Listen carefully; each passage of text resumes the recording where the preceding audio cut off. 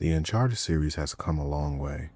For many players, it's practically PlayStation royalty. For others, it's that perfect blend of Indiana Jones meets the Tomb Raider. Either way, it's become one of Sony's marquee franchises.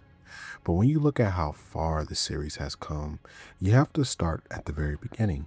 Every franchise has that first entry, the one that lays the foundation for everything that follows.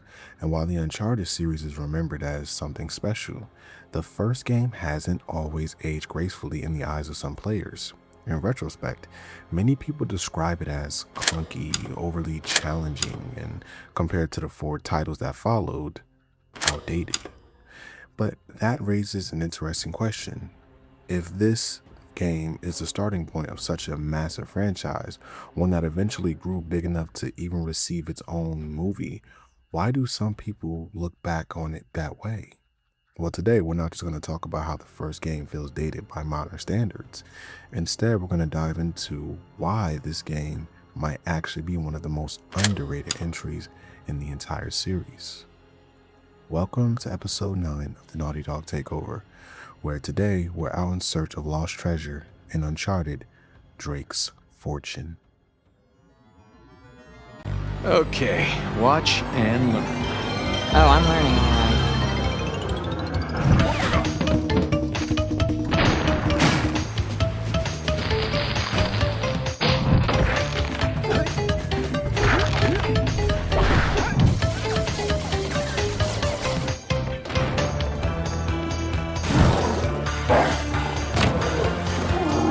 Ellie, stay up, come on! What? Is that it? You asked for it. For all my new viewers, welcome to the channel. I'm the Retro Phantom, Digital Handshake. It's nice to meet you. Every week on this channel, I uncover the video games that made our childhood worthwhile. Right now, we're in the middle of the Naughty Dog Takeover, where we're exploring the studio's legendary franchises, currently diving into the Uncharted series, and very soon we'll be moving into The Last of Us. If you enjoyed this video and want to stay up to date on all my latest uploads, hitting that subscribe button and ringing the notification bell goes a long way. And if you want to support the channel, dropping a like helps push this video out to more viewers through the YouTube algorithm. And lastly, if you're feeling generous, you can always buy me a cup of coffee. Link is in the description. With that said, let's dive into this.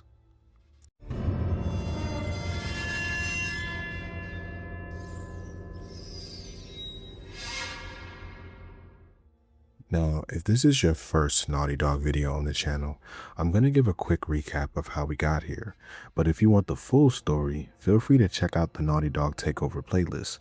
We're currently 8 episodes in. If you already caught up, feel free to advance past this recap. I'll give you a moment to do that now. Back in the 90s, the console wars were heating up. After one bad deal between Sony and Nintendo fell apart, Sony decided to enter the gaming market with a console of their own, the Sony PlayStation. Now, like any console, the PlayStation needed a flagship game to help move units. Think Mario for Nintendo or Sonic for Sega. Sony needed a mascot, and that search would eventually lead them to one particular studio, Naughty Dog. The company was founded by Andy Gavin and Jason Rubin, and together the two-man team created a game that would become PlayStation's breakout hit, Crash Bandicoot. Throughout the late 90s, Crash became one of the defining franchises on the PlayStation, helping establish Sony as a serious competitor in the gaming industry. But after releasing 4 Crash titles on the original PlayStation, Naughty Dog was ready for a new challenge, especially with the PlayStation 2 on the horizon. Since the studio didn't retain ownership of Crash, they decided to move forward in a different direction. Naughty Dog was eventually acquired by Sony, becoming a first-party studio dedicated to developing games exclusively for PlayStation. With the next generation slowly approaching, Naughty Dog introduced a brand new IP, Jak and Daxter. The first game was a colorful, energetic platformer that many players compared to Naughty Dog's version of The Legend of Zelda. It was a massive success and helped establish the studio once again in the new console generation. But shortly after the release of Jak and Daxter, the studio began to notice something important. The gaming audience was changing. The kids who grew up playing these games were now becoming teenagers, and teenagers were quickly turning into young adults. Around the same time, one game was redefining the industry, Grand Theft Auto 3. Seeing how the market was shifting, Naughty Dog decided to take a bold step. Instead of continuing the lighthearted tone of the first game, the studio soft rebooted the direction of the series with Jak 2, transforming it into a darker, more mature experience aimed at an older audience. The game was a huge success, even though many players still remember its brutal difficulty. But during this time, a major shift was happening behind the scenes at Naughty Dog. Before the release of Jak 3, Jason Rubin took to the stage at a gaming event and delivered a fiery speech about the state of video game development and the respect the developers deserved. The speech sparked controversy with the industry, and not long after, Rubin stepped down as president of Naughty Dog and eventually left the company. This left Evan Wells to take over leadership at the studio. While Jak 3 was still in development, Rubin remained credited as director, but there was also another name stepping into the spotlight, Amy Hennig. Amy had recently joined Naughty Dog and quickly became one of the key creative voices at the studio. The first title she would help direct was Jak X Combat Racing, a game that took the racing mechanics introduced in Jak 3 and built an entire experience around them. And with that project, she began earning the respect of Naughty Dog fans. If she hadn't already, she was soon about to. That's shrapnel just waiting to happen. Hey, let's jack things up.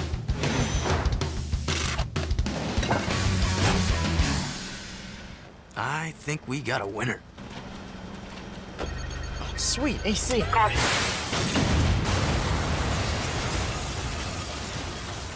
Jak X, rated T for teen. Now, let's look at the landscape of gaming at this time. It was the mid-2000s and movements were going around about how the PS3 would be slowly approaching. Now, Naughty Dog made its mark on the PS1 and the PS2, so it was only a matter of time they had to make their mark on the PS3. Naughty Dog as a company was known for pushing consoles to its limits. If you recall in the past, they reverse engineered the PS1 for Crash and was going crazy with Jak and Daxter to create a seamless world on the PS2. So it was only a matter of time before they pushed this new console to its limits as well. And in November 11, 2006, we would enter the 7th generation of gaming. Conditions in anticipation of tomorrow's PlayStation 3 launch. It marks a new era in gaming with lifelike graphics and motion sensing controls. Teacher Shirley Engel is live outside Best Buy in Burlington tonight with some die-hard gamers. Good evening, Shirley. Good evening, Nick. Well, the lights are out and the doors are closed at this location, but just check out this lineup of customers just waiting for the crack of dawn. That's when 21 PS3 consoles will hit store shelves, and despite the weather, they say it's worth the overnight wait. As the mercury drops, not even the plastic tarps can fend off the cold. But the mood remains high among these 21 gaming enthusiasts. We got a little tent set up here with umbrellas and such. And they still have to pay for the payoff, up to $700 a piece. For a couple days now, they've been waiting out front.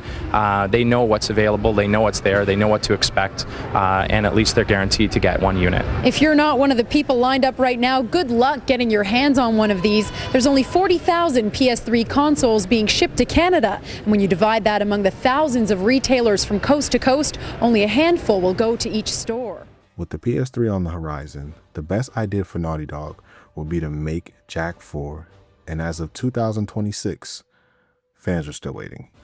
So instead of continuing the old IP, Naughty Dog decided it's best to create a new franchise for the next generation.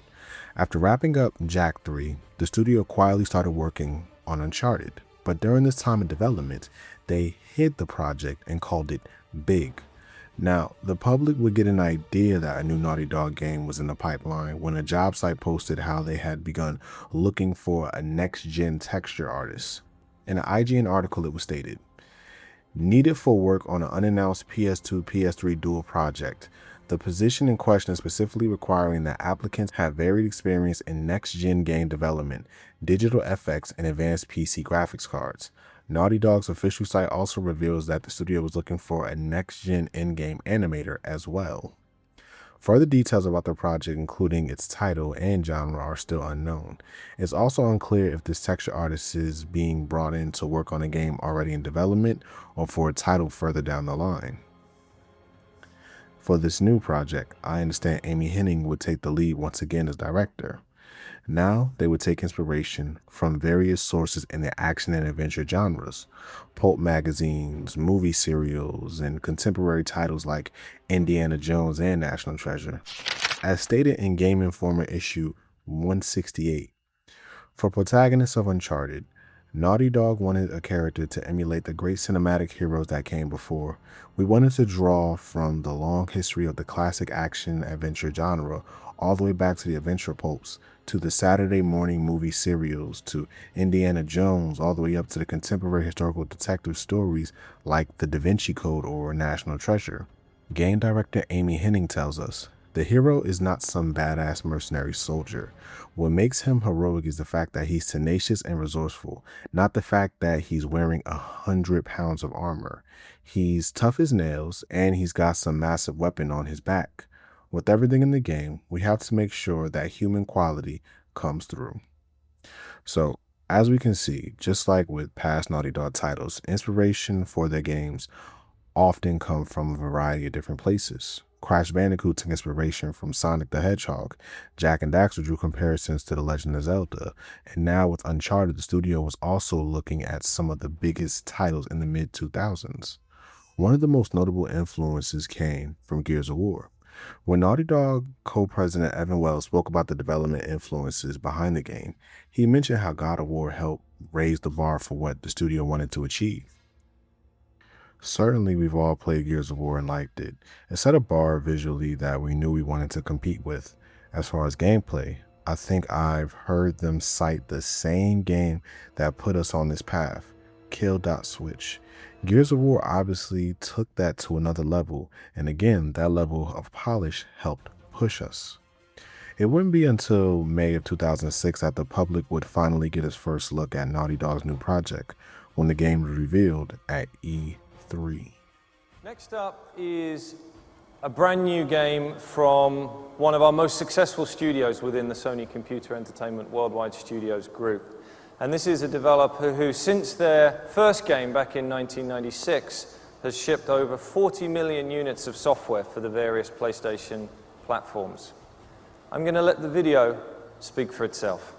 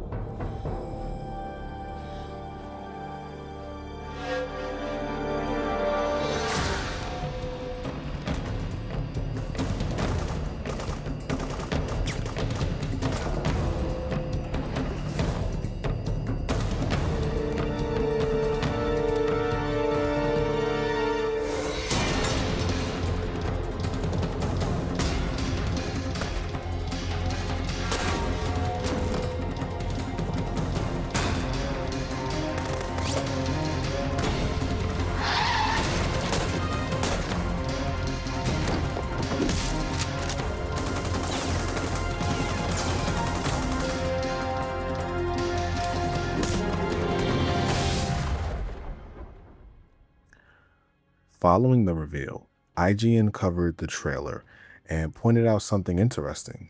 They noted that the character Nathan Drake actually resembled Naughty Dog's co-founder Jason Rubin. But beyond that, many outlets were more focused on something else entirely: the visuals. At the time, the graphics looked incredibly impressive for an early PlayStation 3 title, and it immediately caught the attention of the gaming press. There was one small issue though. The game didn't actually have a name. When the trailer was first revealed, many outlets simply referred to it as Naughty Dog's untitled PS3 project. Others, noticing the National Treasure hunting theme and similarities to Tomb Raider, jokingly began referencing to the game as, and I quote, Dude Raider. The official title wouldn't surface until February of 2007, when the name of the game was accidentally leaked online through a webpage connected to the USC School of Cinematic Arts. The leak was quickly picked up by gaming news outlets. IGN reported, however, a webpage set up for a game design workshop at the UFC School of Cinematic Arts may have let the cat out of the bag. One of the instructors at the workshop will be none other than E. Daniel Ari, creative director at Naughty Dog Studios. His biography credits him for work on much of Naughty Dog's past titles as well as previous unannounced PS3 titles scheduled for the release in 2007. Uncharted, Drake's Fortune. After performing a few simple algebraic equations and sacrificing a couple of goats, we've deduced that this is very likely the title of Naughty Dog's jungle-themed game. Now, in other franchises, being constantly compared to another series can sometimes become a problem. We've seen situations where developers try so hard to escape those comparisons and ends up hurting the identity of the game. Saints Row being a good example of that. But in this case, Naughty Dog didn't seem bothered by the comparisons at all. In fact, the studio embraced the conversation in an interview with GameSpot. Evan Wells addressed the comparisons to Tomb Raider directly. I completely understand them. Just because this is a genre which is not widely used in video games for whatever reason, people tend to focus more on science fiction. This more realistic treasure hunting pulp action adventure genre really hasn't been tied by that many. So I think just by the very fact that both Nathan Drake and Lara Croft are treasure hunters, there will be comparisons. But beyond that, they diverge pretty rapidly. From a character standpoint, Nathan Drake is an everyman who struggles to get by, who you can see on his face that he's stressed out and he's flinching from the bullets ricocheting off the cover he's hiding behind, while Laura is more stone-faced, acrobatic, perfect landing every time. And then the gameplay. Obviously, we were very focused on third-person cover-based play, while there's more auto-aiming and a little more heavy on the puzzle solving. So, from the very beginning, Naughty Dog understood the comparisons, but instead of fighting them, they simply focused on making their own version of the treasure hunting adventure. And in many ways, that confidence will go on to define the identity of the Uncharted series. Our philosophy at Naughty Dog is to make the best games possible, and then for our own personal satisfaction, make sure that we have fun while we're doing it. We are very ambitious in a good way, the way that we want to make the games that gonna show off our passion and our talent. The basic philosophy is pretty much just to invest every bit of yourself into the products we make. And we have a group of very talented people. I think we probably have the best people in the industry. Lots of freedom, lots of responsibilities, a lot of tape, duct tape. That's a lot of fun. I mean, I get paid to make video games. Elmer's glue is pretty good. The guys have really fought to keep that sort of garage developer mentality. Blood, sweat, tears, a lot of heart. Gonzo, kick-ass game making. It's organized chaos. It amazes me every single time I see this. Since Naughty Dog's inception, we've always wanted to have that Naughty Dog signature. So everything we do, we bring that artistic flair to it. Attention to detail and to the story. A wish to make the absolute best experience for the player. We count on each other to push each other further than we thought we could go. Whatever an individual cannot solve alone, we can always come up with something together. The artists contribute to the game design. The game designers are, working on the art direction, the look. We argue a lot and we fight all the time, and because a lot of this stuff is subjective, but I think at the end of the day is all that argument is really putting all the ideas on the table, and the best idea rises to the top. What we're driven by is like making the best game possible. A piece of art that we want to be proud of.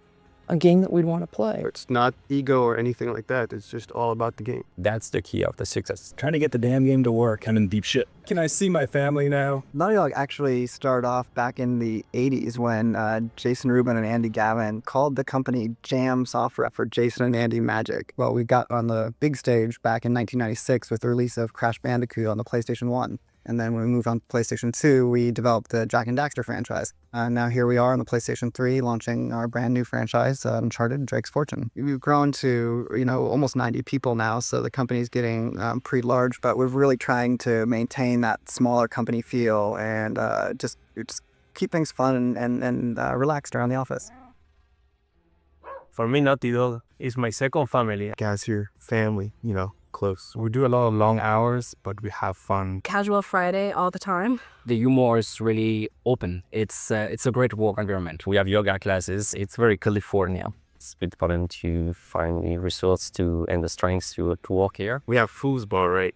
Reigning champion. And then we have ping pong. They're just a bunch of kids. Dodgeball. One time we went on a river rafting trip. Very often we'll just play the game ourselves and try to beat each other. I'm not so much of a game player. Last demo we had 5 minutes and 37 seconds.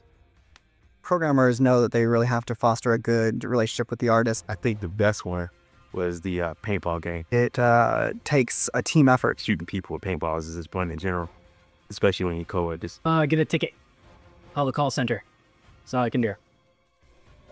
There's 2 French people in the company. There's me and there's Pogo. She's a French bulldog. Pogo's a bitch. She's probably the most important French person in the company. She's the little princess. She's our dog here and the Naughty Dog. Little beast. It's always been a tradition to have a dog mascot. When Evan walks around with her, it's like Dr. Evil and his cat. She's my French bulldog. Coming in the morning, right? She's naughty. Sometimes you can smell it. You see what I mean? Sitting down, getting ready to work. She's always looking for food, digging through trash cans. Pogo is awesome, especially when she's in my trash can and spill everything on the floor. Nowhere else in the game industry, like company's president is walking around cleaning after the dog.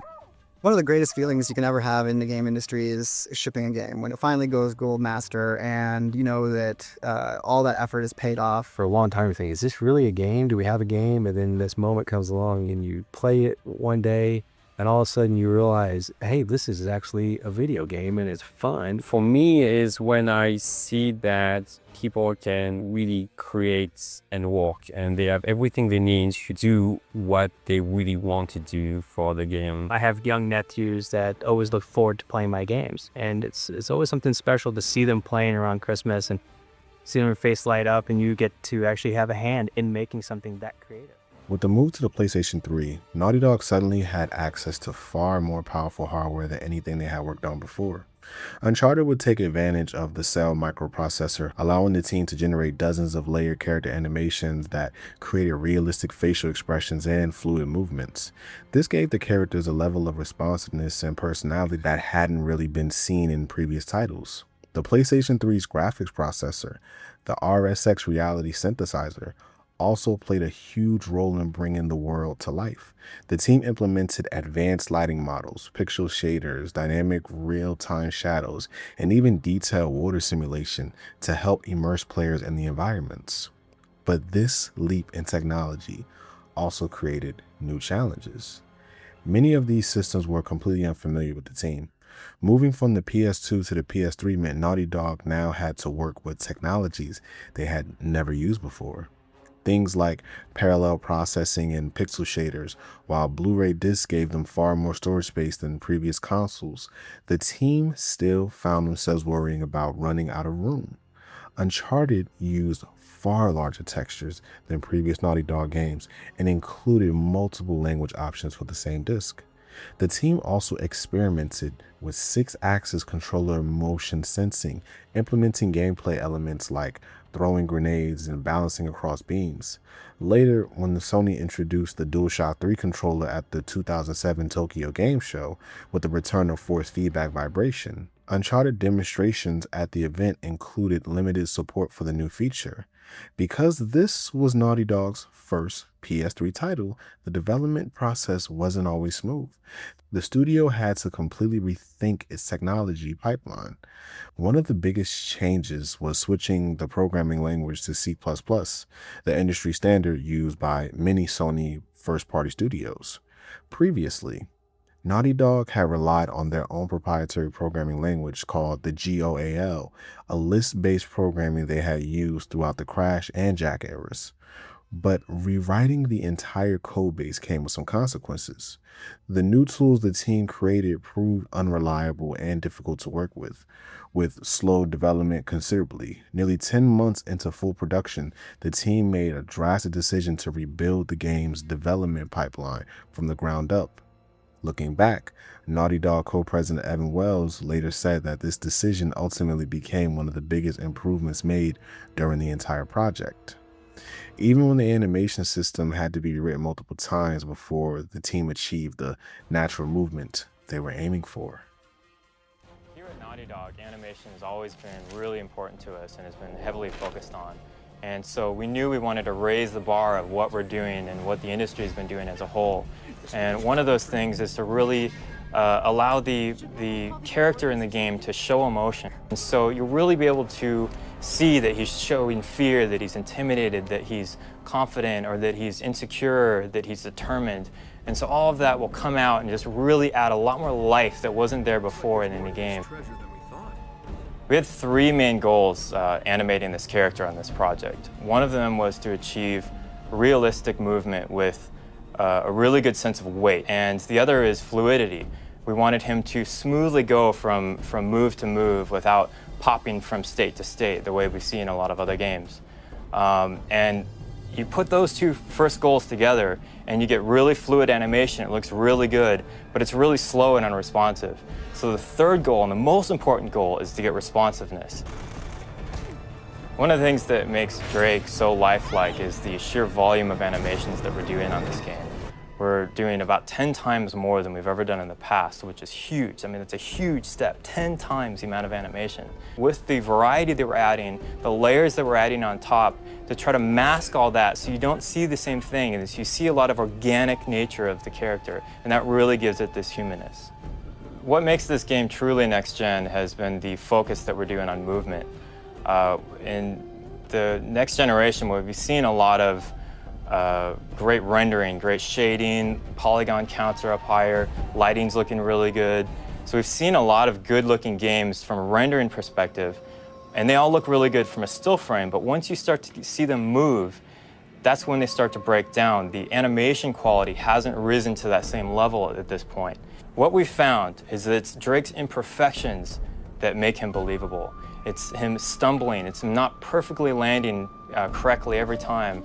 And so one of the things that we wanted to do with him is make him a kind of an everyman put into an extraordinary situation. And we hope that comes across, that he doesn't do everything perfectly every time.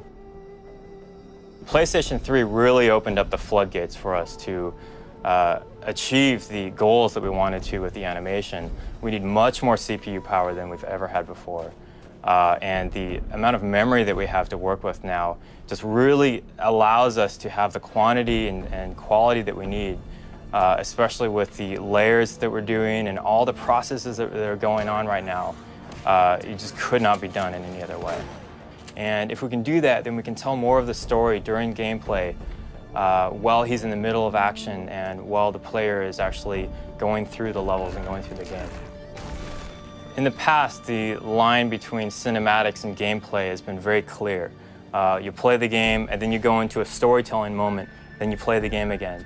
What we're trying to do with Uncharted is to blur that line a little bit more so that you'll be playing the game along and things start happening around you as you're playing, so you're still interactive.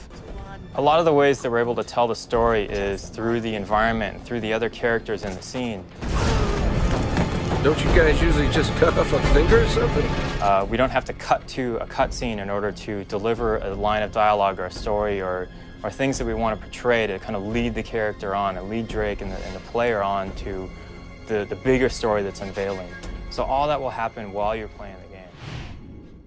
After years of development, Naughty Dog's new franchise was finally ready. On November 19, 2007, Uncharted: Drake's Fortune launched on the PlayStation 3, marking the studio's first major release on the next generation.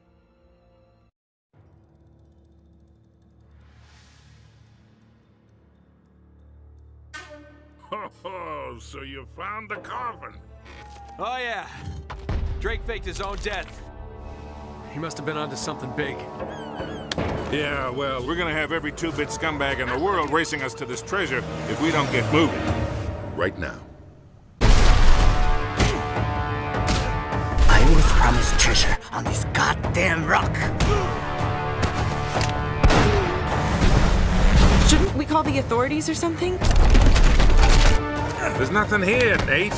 Another goddamn dead end.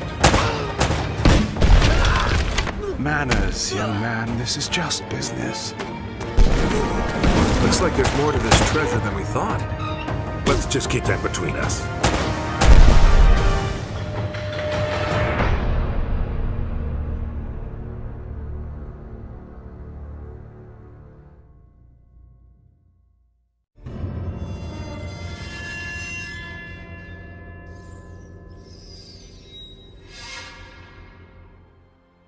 Here's a quick spoiler alert as I'm about to tell the story behind Uncharted 1.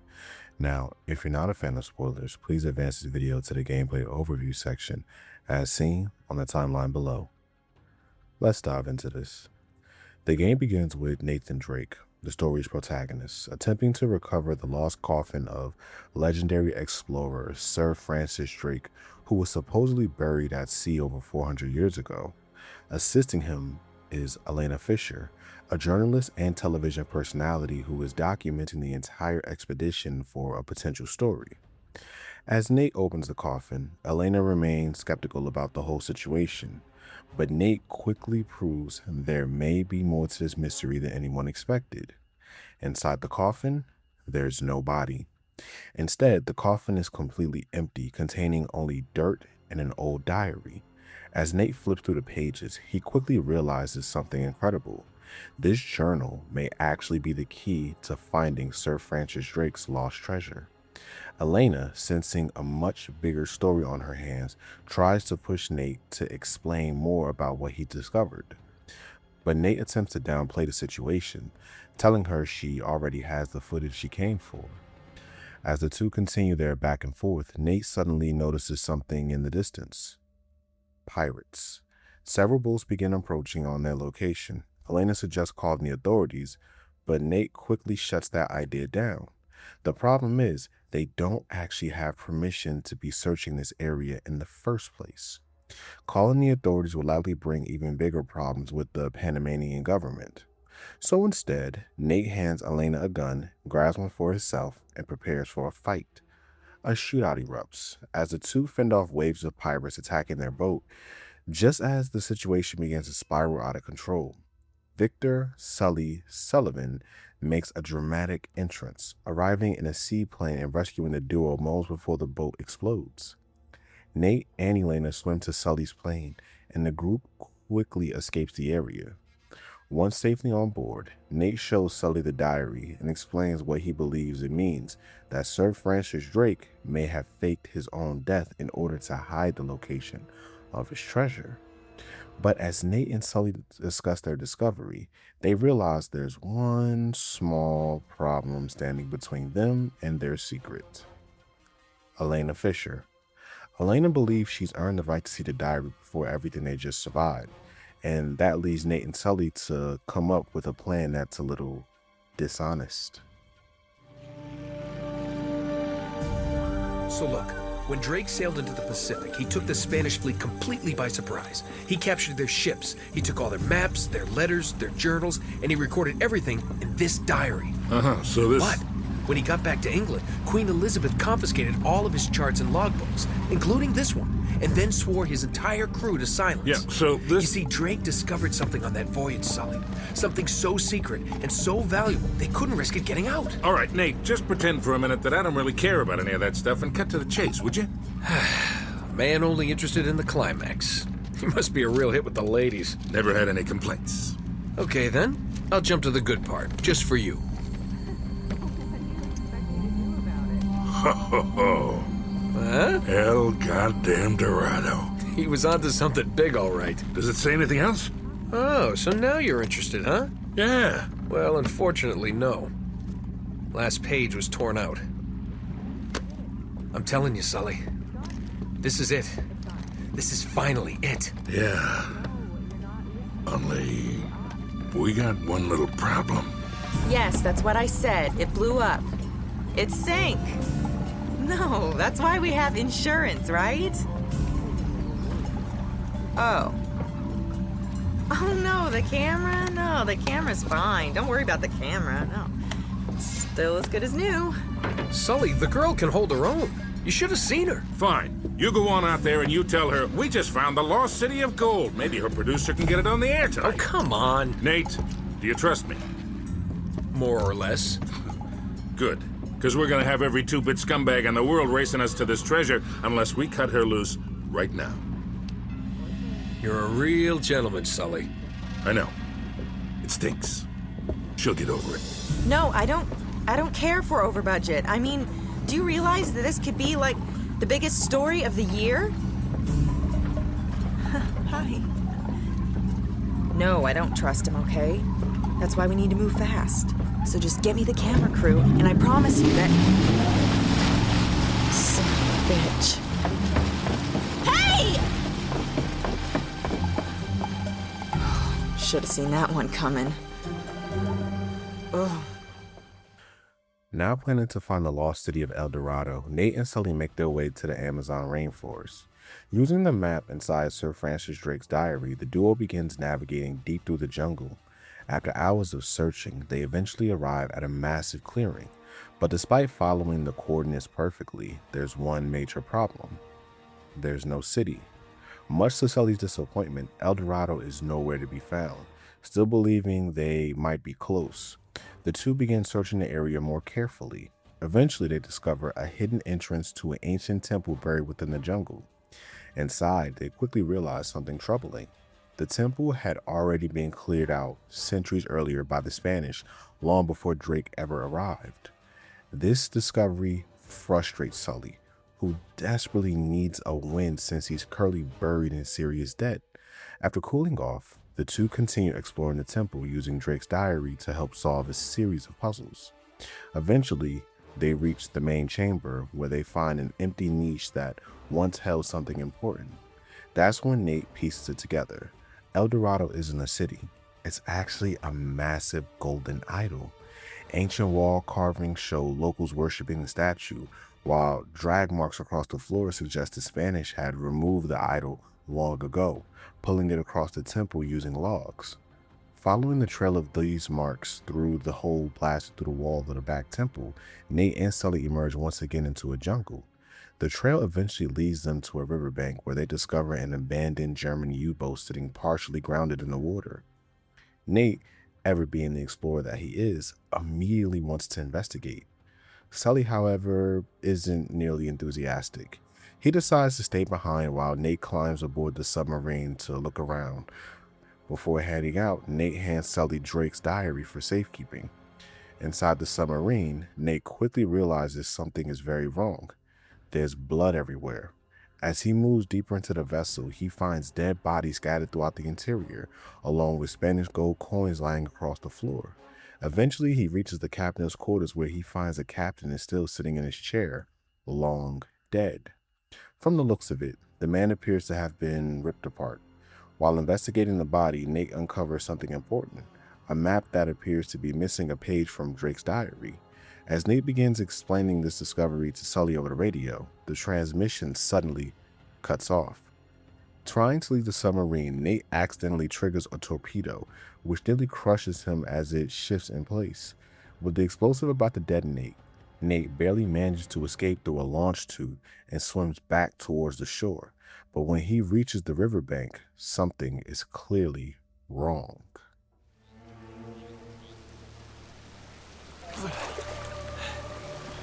Hello.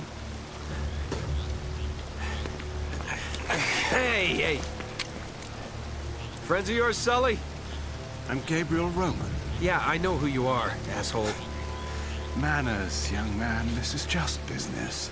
Get over there. Easy. Put your hands up. Hi, they're up. See, your friend owes me money, Mr. Drake. A lot of money. So when he told me that you two were onto something big, the find of a lifetime, he said, Well, I was intrigued. But he's made grand promises before, haven't you, Victor? And here we are again. Another fool's errand. Jeez, does he always go on like this? Take it easy, Navarro. So, I'm afraid the time is up.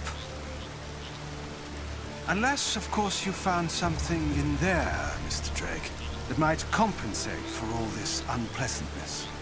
He's screwing with you, Nate. They heard everything. Just give him the map. Slowly. What does a Kriegsmarine map have to do with El Dorado? What, you think this is a coincidence? The Germans were after the same treasure. That map has something to do with it. So, we square? For now. But just in case you need a reminder... Hey, come on, leave him out of it. Yeah, don't you guys usually just cut off a finger or something? That's far too vulgar. No, I think this will hurt him a bit more. Now, whoa, whoa, whoa. Come on, Roman. He's got nothing to do with... Sully! Sully! You son of a bitch!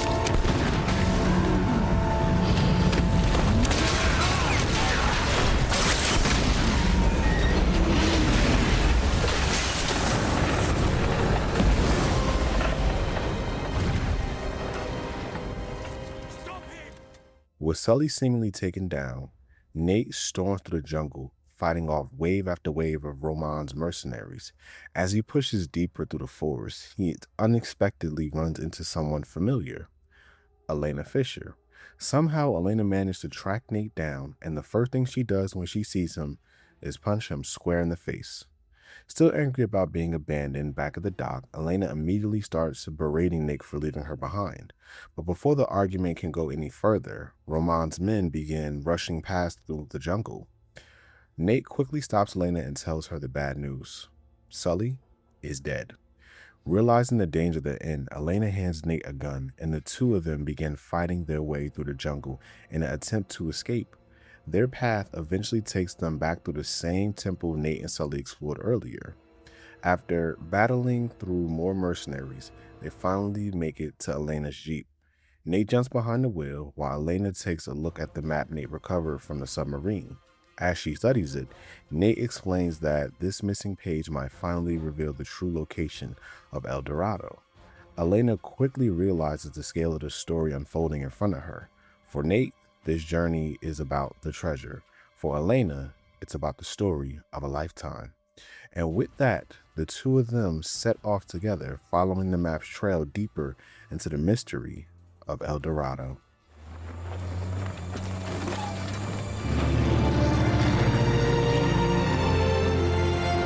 We're on the trail of the lost treasure of El Dorado, and it's brought us here to this tiny island in the middle of the Pacific Ocean. Let's get a closer look. I hope we're the first ones here. Will we discover the ruins of a forgotten colony and a fortune in Spanish gold? Or does the island have darker secrets in store for us? That should keep him from changing the channel. Whoa! What the hell was that? An anti-aircraft fire? This is so not cool! Oh crap! We're on fire! Enough with the damn camera! We gotta bail out! Bail out? Does this thing even have parachutes? Now would be a good time to look!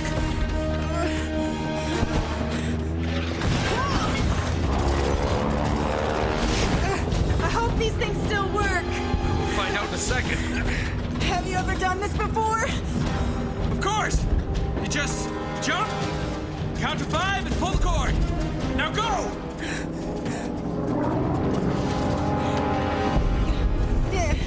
Are you coming? Kind of busy right now. Get going!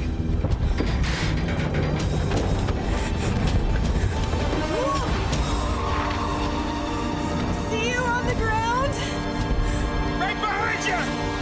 Yeah. Okay.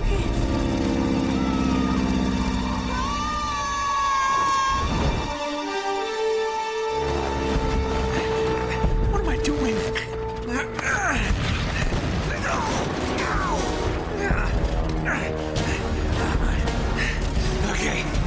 Jason, jump! Count to 5. Let's pull the cord. How hard could that be? Oh, crap!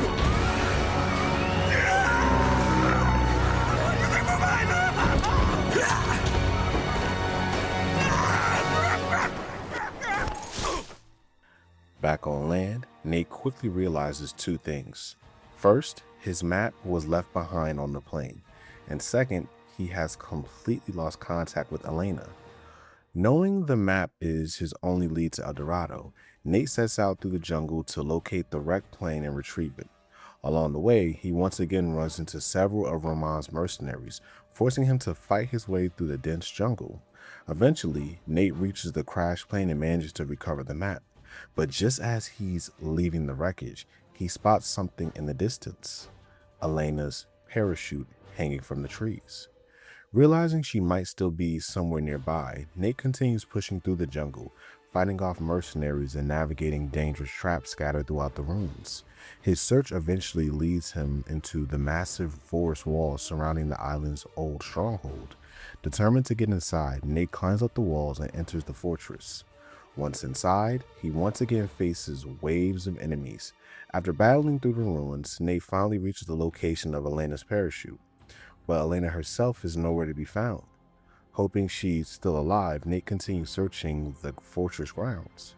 Using a zip line, he reaches a nearby watchtower where he finally spots Elena in the distance. She's filming from one of the upper windows of the main fortress. Trying to reach her, Nate comes up with a clever plan. Using a nearby radio, he tricks a gatekeeper into unlocking a gate by speaking Indonesian over the transmission. Unfortunately, the guard quickly realizes something is wrong and calls in reinforcements. A massive firefight breaks out as Nate battles wave after wave of pirates. After surviving the chaos, he makes his way deeper into the flood chambers beneath the fortress, searching for another route towards Elena. The deeper he goes, the more resistance he faces, including mercenaries armed with a mounted turret. Eventually, Nate finds his way back outside, where he discovers a tower marked on Drake's map. As he studies the map, more mercenaries arrive, forcing him into yet another battle. After fighting them off, Nate climbs into the tower and retrieves a set of keys, which unlock previously sealed doors within the fortress. Continuing forward, Nate stumbles upon something unexpected, an old English helmet and a message written on the wall. The message was left behind Sir Francis Drake himself. It reads, "Fletcher, we have gone to the Great Tower. I pray that you will meet us there." Next to the message is a rough drawing of the Great Tower along with another map. Using this new information, Nate returns outside and identifies the tower Drake described. As he continues searching for Elena, he eventually finds a spyglass and uses it to observe the distant harbor. Looking through it, Nate realizes something troubling.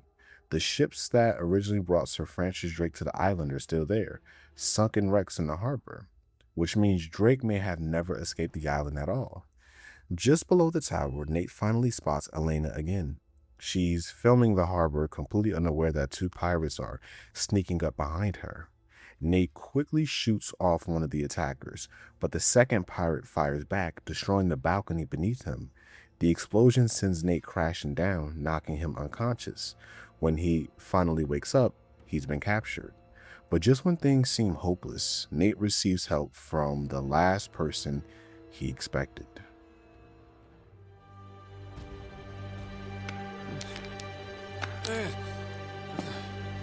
I know I'm not a big-time treasure hunter like you, but I doubt you're gonna find El Dorado in there.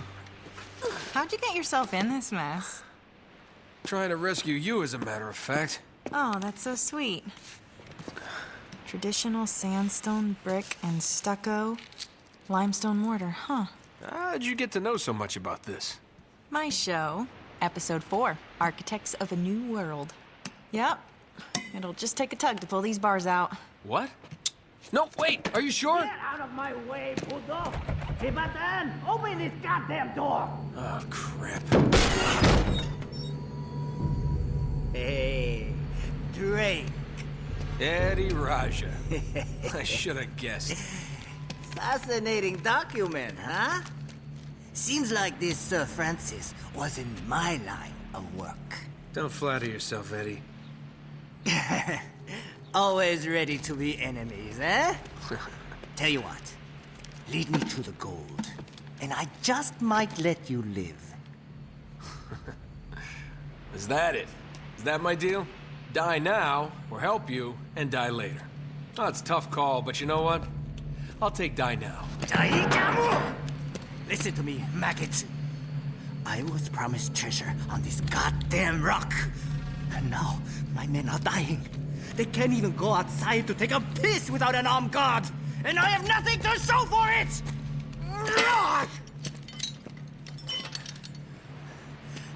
I am making you a fair offer.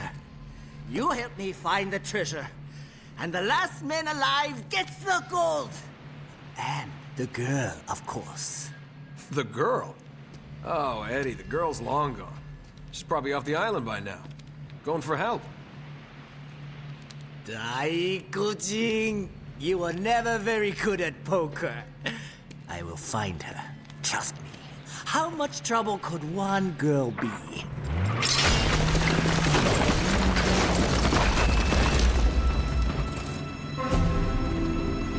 Well, come on! Thank you. Hey! Damn it! Okay. Nice work. Thanks. Hey! Buka pinto! Hang on.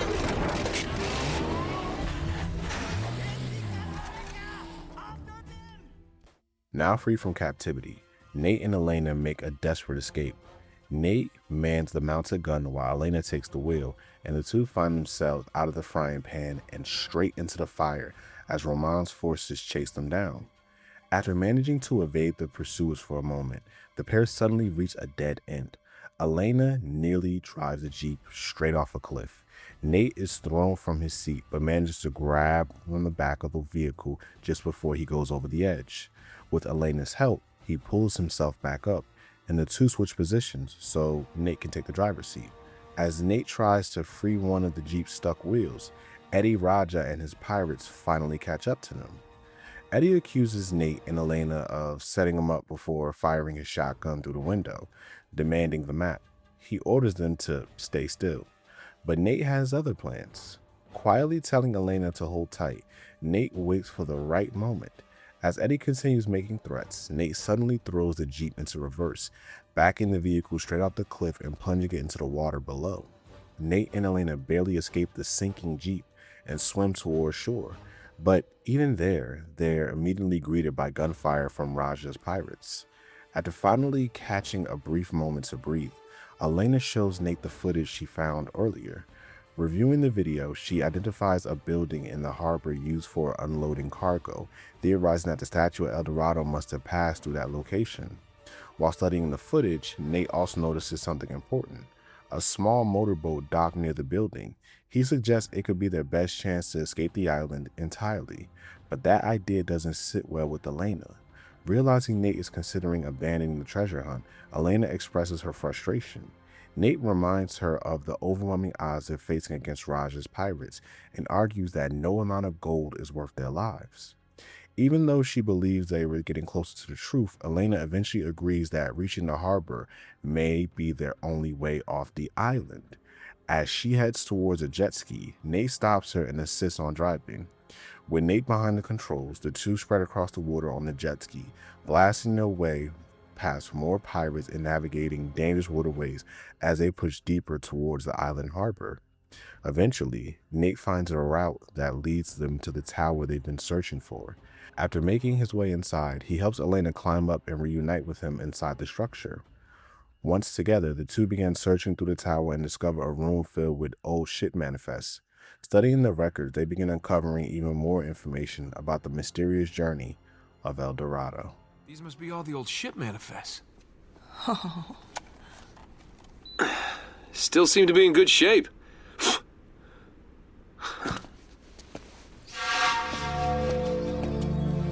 Hey, check this out. This looks right.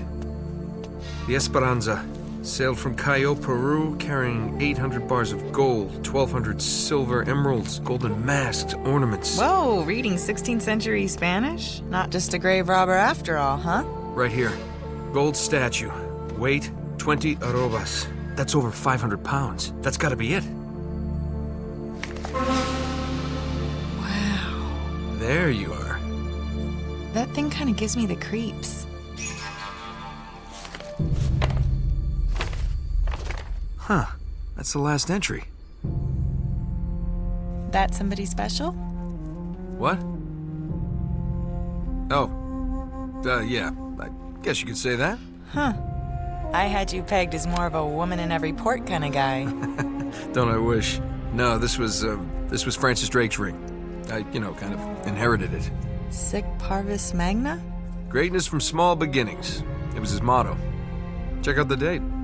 29th of January, 1596. One day after he supposedly died. Wait, what are these numbers right here? Coordinates. Right off the coast of Panama. Oh, so that's how you found the coffin. Yeah, that's right. See, Drake left this as a clue to pinpoint the exact burial site. For someone clever enough to figure it out. Yeah, nice try. But we're still going for that boat. Yeah, I'm afraid this is as close as we're getting to El Dorado. Continuing their search, Nate and Elena push deeper through the building, engaging in yet another firefight with Raj's pirates. After battling their way through the structure, they eventually reach a balcony where they finally spot their motorboat docked on the far side of the harbor. Elena suggests that Nate go and retrieve the boat alone while she stays behind to capture more footage of the island. Reluctantly agreeing, Nate crosses the balcony and enters a massive, doomed building along the way. Once inside, the situation quickly turns against him. Nate becomes trapped inside the structure and is forced to fight his way through what feels like an endless wave of pirates before finally escaping. After surviving the chaos, Nate continues towards the harbor, determined to reach the motorboat and finally get both himself and Elena off the island. But just as he's about to leave, Elena suddenly shows up with a revelation Nate never expected. What are you doing? You really need to watch this. Just... What? Don't forget the stuff on the dock. And... Hello. He's alive. Huh. I don't know, Nate. I mean... How much do you trust this guy? It's not exactly like they're holding him at gunpoint. I know. We got to get the hell out of here. Yeah, it seems weird.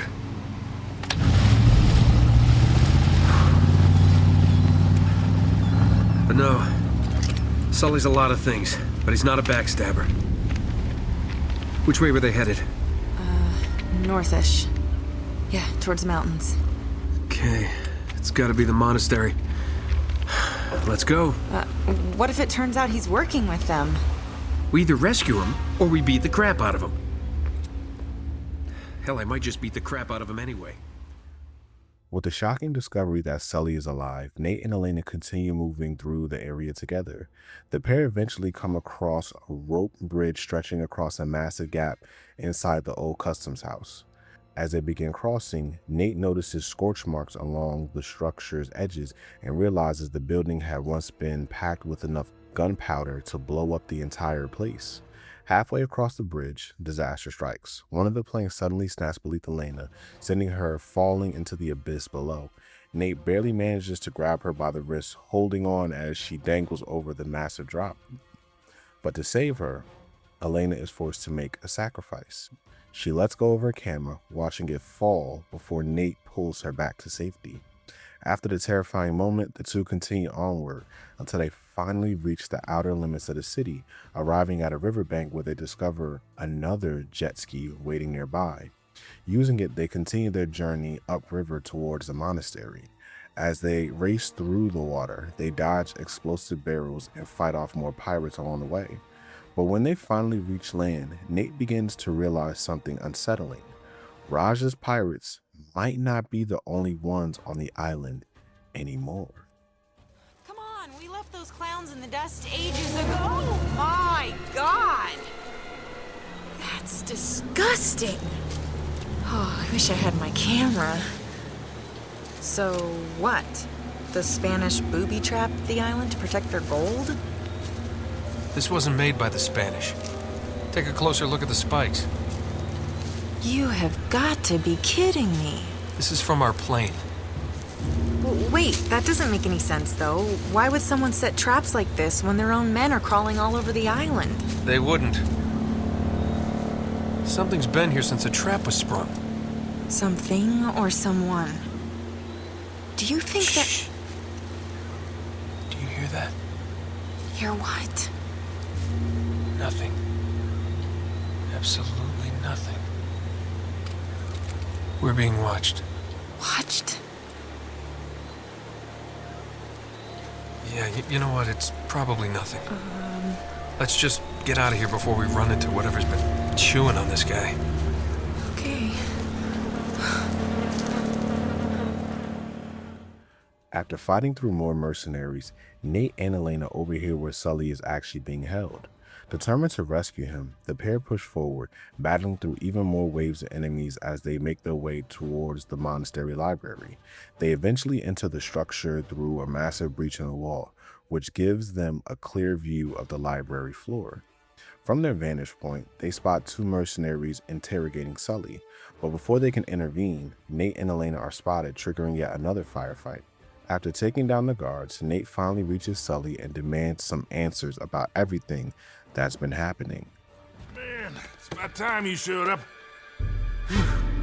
Well, you're looking awfully good for a corpse. So you brought the girl after all, huh? The girl? Hey, if it wasn't for her, you wouldn't be getting rescued right now. If this is a rescue... What the hell does that mean?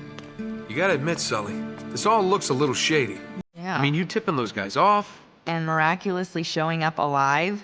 Now, wait a goddamn minute. Roman had a contract out on me. I needed to buy some time.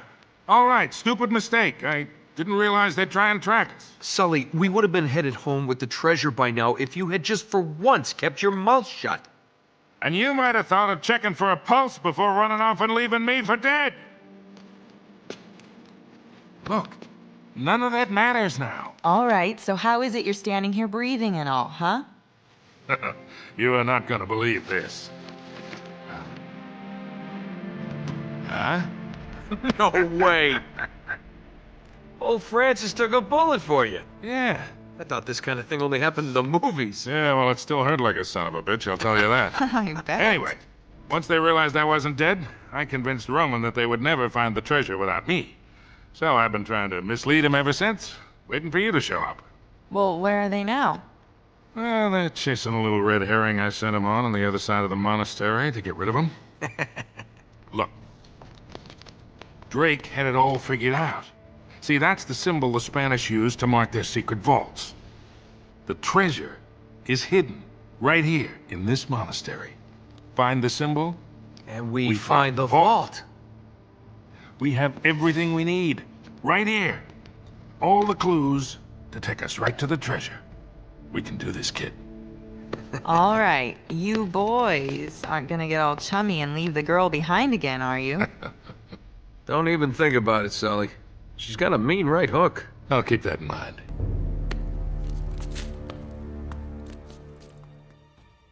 With the group finally reunited, Nate begins examining the four statues positioned on elevated platforms inside the monastery library. Realizing the statues form a part of a central puzzle, he carefully aligns them into the correct positions. Once completed, the statues trigger a mechanism that reveals a hidden passage leading into a second library. Inside this new chamber, Nate discovers an inscription written along the wall. Consulting Francis Drake's diary, a passage that reads, "The inverted torch leads to the land of the dead." Following the clue, Nate inverts two wall-mounted torches, activating another hidden mechanism that opens the passageway into a sprawling labyrinth of catacombs beneath the monastery. Recognizing the danger ahead, Nate instructs Sully and Elena to remain behind in the hidden library. Since Roman and Navarro are unaware of the room's existence, it provides the safest place for them to wait.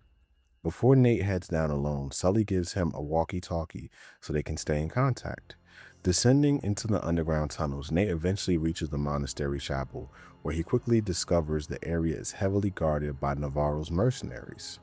After fighting through the guards, Nate notices two enormous bells positioned on the opposite sides of the room.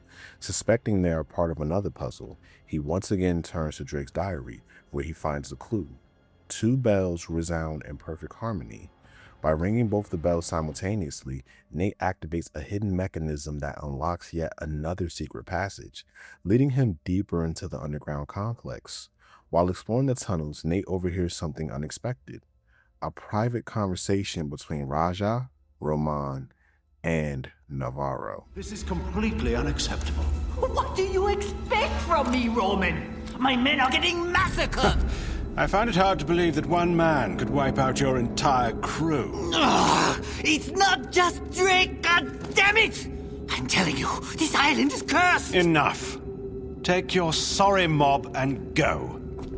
Wait, you can't cut me loose. You owe me a share of the gold! Your share, Eddie, was contingent upon you doing what I required. You assured me that Drake was captured and the island secure. Oh, this is bullshit, Roman, and you know it! We are done here, Mr. Roger.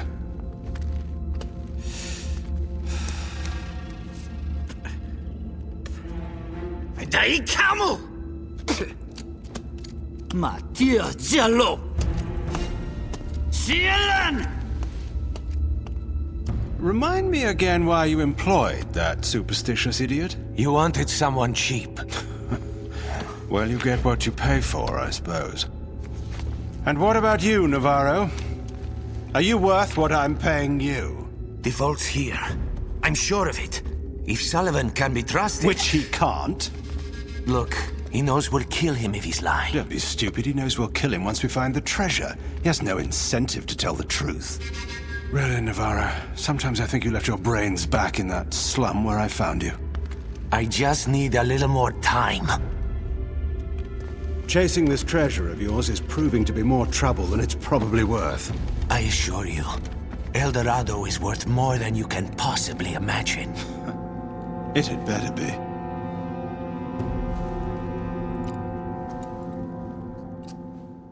After overhearing the disturbing revelation, Nate continues navigating the catacombs until the passageways eventually lead him back outside. Following another brief skirmish with Navarro's mercenaries, Nate struggles to find his way across the monastery grounds. Over the radio, Sully informs him of a secret gallery located inside the church. Determined to reach it, Nate begins an extensive climb up the exterior of the surface. After navigating several dangerous platforms, he eventually reaches the upper sanctuary. There, he activates two key-shaped switches, which open the path leading to the hidden gallery. Inside, Nate finds a window marked with an old Spanish symbol used to designate treasure vaults, two cross keys passing through a heart. Looking through the window, Nate sees the graveyard behind the church, where a nearby mausoleum bears the exact same symbol. Nate quickly realizes something important. This is the same mausoleum Sully previously used as a decoy to mislead Roman and Navarro earlier in their search. Using the radio, Nate coordinates with Sully and asks him to create a distraction to lure Roman and Navarro away from the mausoleum. Meanwhile, he instructs Sully and Elena to reach the location by navigating through the catacombs. As Nate descends the church's outer walls, Roman and Navarro abandon the mausoleum after realizing Sully has escaped. After clearing the remaining guards in the graveyard, Nate finally reunites with Sully and Elena at the mausoleum. Using Drake's diary once again, Nate solves another environmental puzzle that reveals a hidden entrance to the treasure vault. But as they prepare to move forward together, the group is suddenly separated once again. Looks like we're in business. Yeah.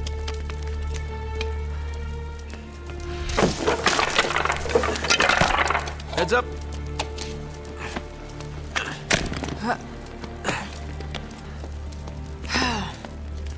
What do you make of it? I don't know. Could be a dead end. Wait. It looks like there might be a passage this way. Uh-oh. Oh, shit. What the hell's that? Sully, get out of there. Huh? It's a trap! Sullivan, are you okay? Sully! Yeah, fine. Still in one piece. You knocked me on my ass, though. Yeah, well, you better get back to the library. We're gonna have to find another way out of here. Now separated from Sully, Nate and Elena enter the treasure vault, which turns out to be a massive labyrinth of walkways, staircases, and ancient mechanisms. While exploring the complex, Nate begins noticing something unusual. Scattered throughout the vault are metal plates engraved with Roman numerals, each one accompanied by directional arrows. Consulting Francis Drake's map, Nate realizes the numbers scribbled in the corner 2, 5, and 7 are actually guiding them across the maze. As they follow the sequence deeper into the vault, Nate occasionally catches brief glimpses of strange humanoid figures moving in the darkness. But before they can investigate further, the moment is interrupted. Raja and his pirates blast their way into the vault. Eddie greets Nate with his usual arrogance, reminding him of the rule they've all been following since the beginning of the adventure. The last man alive gets the gold.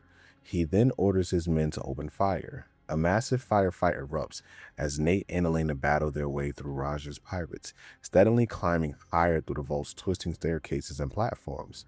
Eventually, after ascending a long spiral of wooden stairs, the pair reach a small chamber at the very top of the vault. Inside, they discover something neither of them expected: the remains of Sir Francis Drake himself. There's nothing here. This is getting so old.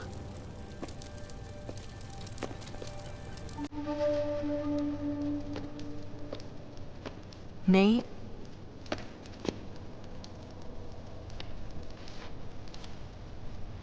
It's Drake. He never found it. He just died here.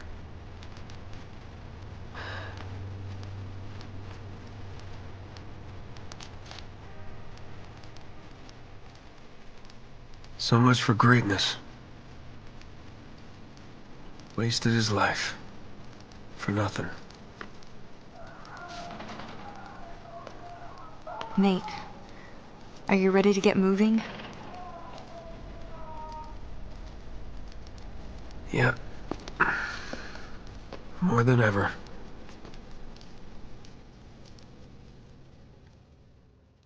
Realizing Drake never escaped the island, Nate and Elena begin searching the chamber for another way out. Looking upward, Nate spots a set of old mechanical structures positioned high above the room. He gives Elena a boost so she can climb up a broken ladder and reach the upper section of the vault.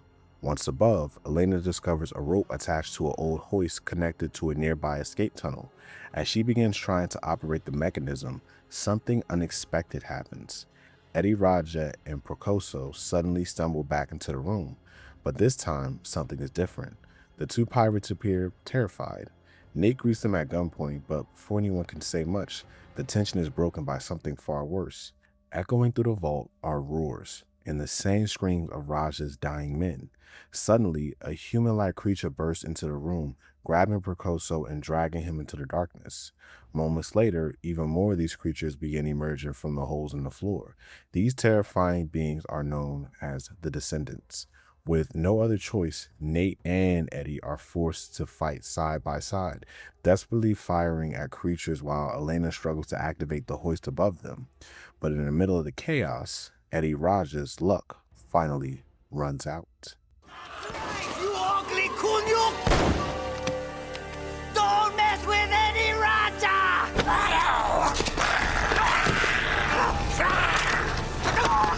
Eddie! Eddie, hold on!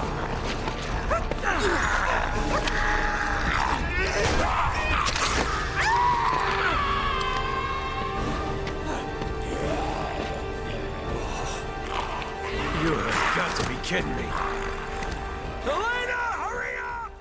With Eddie Raja gone, Nate suddenly finds himself surrounded by even more descendants swarming the chamber. Forced to fight for survival, Nate holds them off alone while Elena struggles to operate the host above him. After several tense moments, Elena finally manages to move the mechanism and lower the rope. Nate quickly climbs upward, and once he reaches the top, Elena swings him across a nearby tunnel. The two sprint through the passageway as the descendants chase close behind him. Nate fires back while they run, barely holding off the creatures long enough to reach a massive metal doorway. Slamming it shut behind them, they finally trap the monsters on the other side. Taking a moment to breathe, Elena asks the obvious question. Where exactly are they? Looking across the structure, Nate quickly notices something remarkable. A submarine sitting inside a dry dock far below them. The two realize they stumble into the upper control room of an abandoned German submarine bunker, likely dating back to World War II. Elena soon discovers an elevator that appears to be capable of taking them back to the surface. Unfortunately, the entire facility has lost power. Examining a nearby map, Nate concludes that the only way to restore electricity is by finding the generator room somewhere within the bunker. But first, they need a way out of the control room. Elena grabs a nearby toolbox and throws it through a glass window, creating an exit route. Looking down at the pipes leading to the floor below, she quickly realizes the climb will require some serious athleticism. Deciding it's safer to stay behind, Elena remains in the control room while Nate makes his way down. Although Nate is uneasy about leaving her alone, especially with the descendants still lurking somewhere inside the bunker, they have no other choice. Promising he'll return quickly, Nate leaps into the pipe and begins his descent. Moving alone through the bunker, Nate navigates a network of exterior pipelines until he eventually finds an entry point deeper inside the facility. At one point, Sully attempts to contact him through the walkie-talkie, but the signal remains unstable and communication fails. As Nate explores the bunker, he notices the extensive damage scattered throughout the structure and begins wondering what exactly happened here decades earlier. Before long, the answer begins to reveal itself. Nate is suddenly ambushed by more descendants hiding in the dark corridors. Armed with a submachine gun, he fights his way through the facility until he finally reaches the generator room, where he successfully restores power to the bunker. But the moment the generator roars back to life, an alarm sounds through the entire facility, and immediately the descendants begin swarming the room. To unlock the exit, Nate must activate 2 electrical switches, restoring the power to the rest of the bunker while simultaneously fending off attacking creatures. After surviving the assault, Nate escapes the generator room and begins retracing his path through the bunker. While moving through the corridors, he discovers the remains of a German soldier, likely killed by the descendants decades earlier. Eventually, Nate enters a room containing an old film projector. When he activates it, the machine begins playing archive footage from a 1940s German expedition that once explored the island. And through that footage, Nate finally uncovers the shocking truth about El Dorado.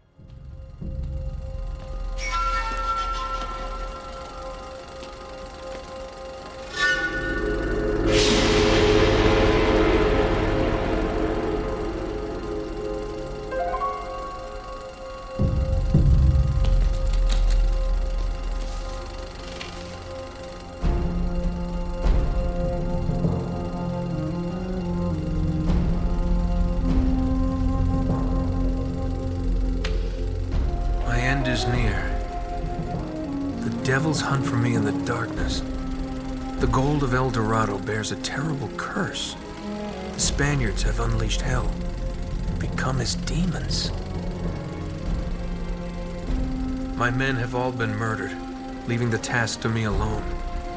No ship will depart this island. I destroyed them all and drowned the cursed city. A thing of such great evil must never leave these shores. In my final hour, I commend my soul to God. May he have mercy on this unholy place. Francis Drake. My God.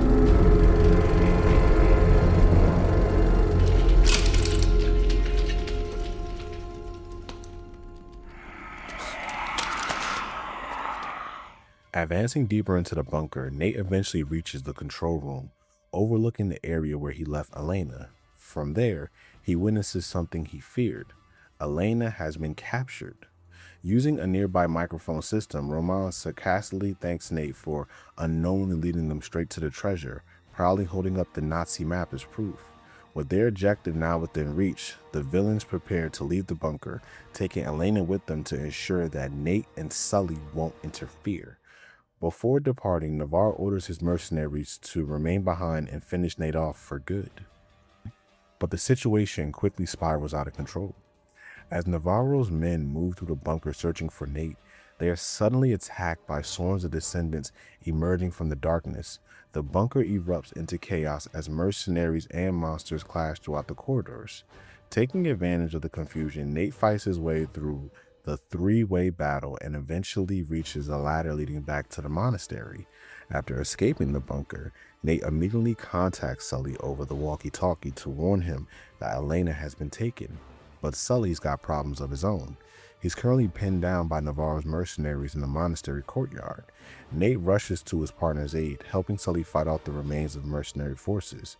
During a brief moment of calm, Nate explains the horrifying truth he uncovered inside the bunker, that El Dorado statue isn't treasure at all. It's a cursed artifact responsible for destroying both the original Spanish colony and later the German expedition. Sully initially struggles to process the revelation, but with Elena in danger, they don't have time to dwell on it. The two men push forward and enter the church sanctuary, where they once again clash with Navarro's remaining mercenaries. After clearing the room, they discover a secret passage hidden beneath the altar. Following the passage down into the catacombs, Nate and Sully eventually emerge into a massive underground cavern. And there, sitting in the center of the chamber, they finally lay eyes on the statue of El Dorado. Oh, man. Whoa.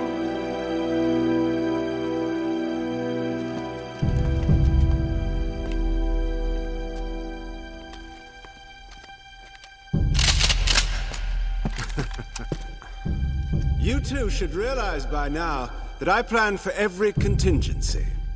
Now drop your weapons. Down there. No heroics, please. Or I will kill her.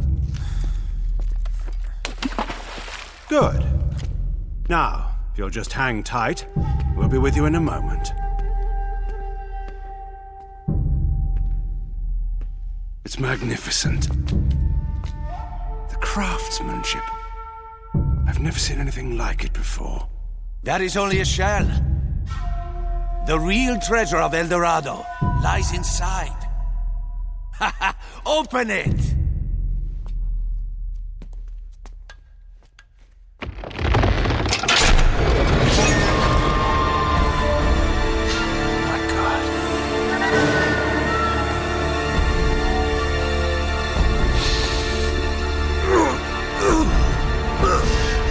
Watch this.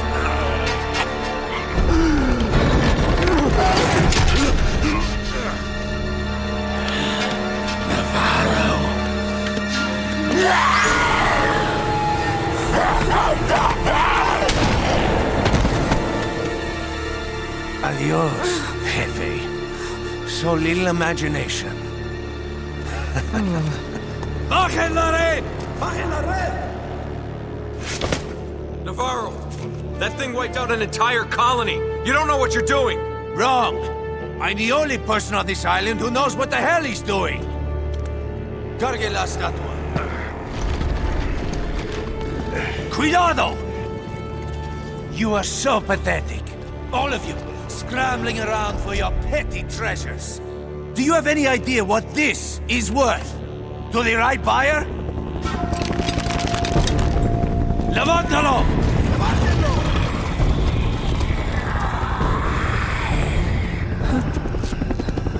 Oh no, what the hell is that?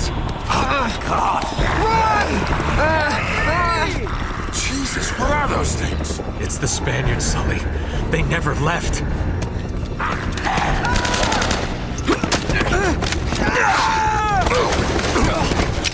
My God, if that thing gets off the island... You gotta stop him. I'll cover you from here. With the statue finally within reach, Nate fights his way through waves of descendants when Navarro's mercenaries pushing towards the extraction point, where the villains are preparing to escape with El Dorado. Just as the helicopter lifts off with the statue secured beneath it, Nate manages to grab a hold of the cargo net carrying the treasure, hanging beneath the aircraft as it rises to the sky. But his luck doesn't last long. A mercenary on the ground spots Nate clinging to the net and quickly alerts Navarro. Seeing Nate dangling beneath the helicopter, Navarro orders one of his men, Dylan, to kill him. As Dylan leans out of the helicopter and begins firing, Elena suddenly intervenes, kicking him out of the aircraft. While falling, Dylan fires wildly, and one of his stray bullets strikes the pilot. With the pilot incapacitated, the helicopter begins spiraling out of control. Navarro desperately attempts to stabilize the aircraft as it drifts into a massive cargo freighter waiting in the ocean below. As the helicopter passes over the ship's deck, Nate releases his grip on the cargo net and lands safely on the vessel. Moments later, the helicopter crashes violently on the far end of the ship, hanging dangerously over the edge, with Elena still unconscious inside. Bruised but alive, Navarro climbs from the wreckage and orders his remaining mercenaries to finish Nate once and for all. Armed with a shotgun, Nate fights his way through wave after wave of Navarro's men, while Navarro himself attempts to pin Nate down with a sniper rifle from above. After several intense shootouts across the ship, Nate finally chases Navarro to the helipad, where the crashed helicopter teeters on the edge of the deck. Inside the wreckage, Nate finds Elena still unconscious, but before he can reach her, Navarro detonates a set of explosive barrels, sending Nate flying backwards and knocking his weapon overboard. Now completely unarmed, Nate is forced to dodge Navarro's laser-guided sniper shots while hiding behind wooden crates scattered across the deck. Slowly but surely, Nate closes the distance. Eventually, he rushes Navarro, and the two engage in a brutal hand-to-hand fight. After a fierce struggle, Nate manages to disarm Navarro and knocks him unconscious with a final series of blows. Nate immediately rushes back to the helicopter to rescue Elena. As she begins to regain consciousness, Navarro suddenly wakes up ready to finish them both off, but fate has other plans. During the crash, the rope attached to the sunken statue of El Dorado has wrapped itself around Navarro's leg. Seeing the opportunity, Nate pushes the damaged helicopter off the edge of the ship. The wreckage falls into the ocean, dragging Navarro with it.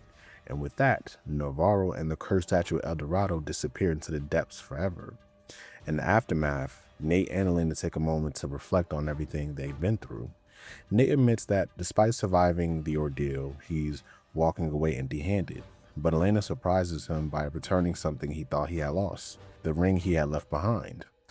As the two lean in for a kiss, the moment is suddenly interrupted by the last person they expected, Sully.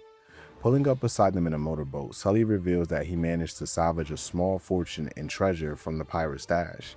As the trio sails off into the sunset, Elena reminds Nate that he still owes her a story to replace the footage she lost when her camera fell into the abyss.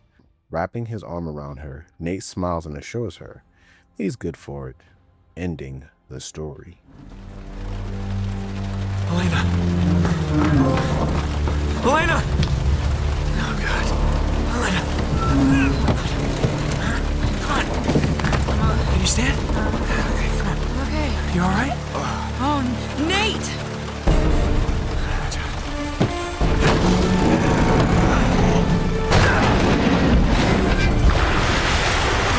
Adios, asshole.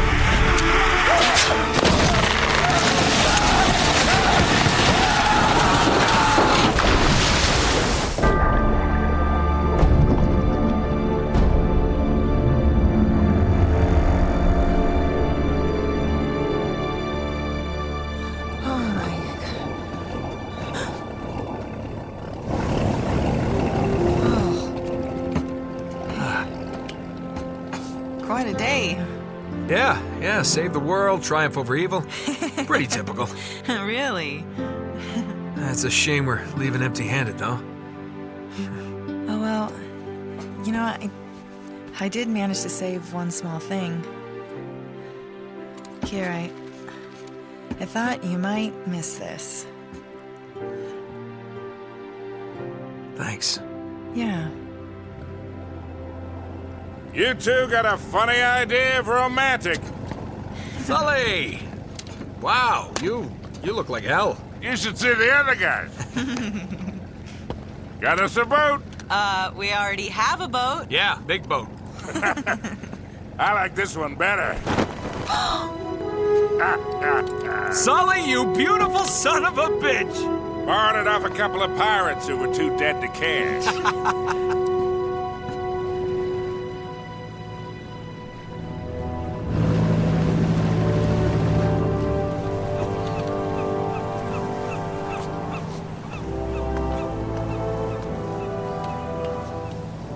Sorry you didn't get your story. That's all right. There'll be other stories. You still owe me one. I'm good for it.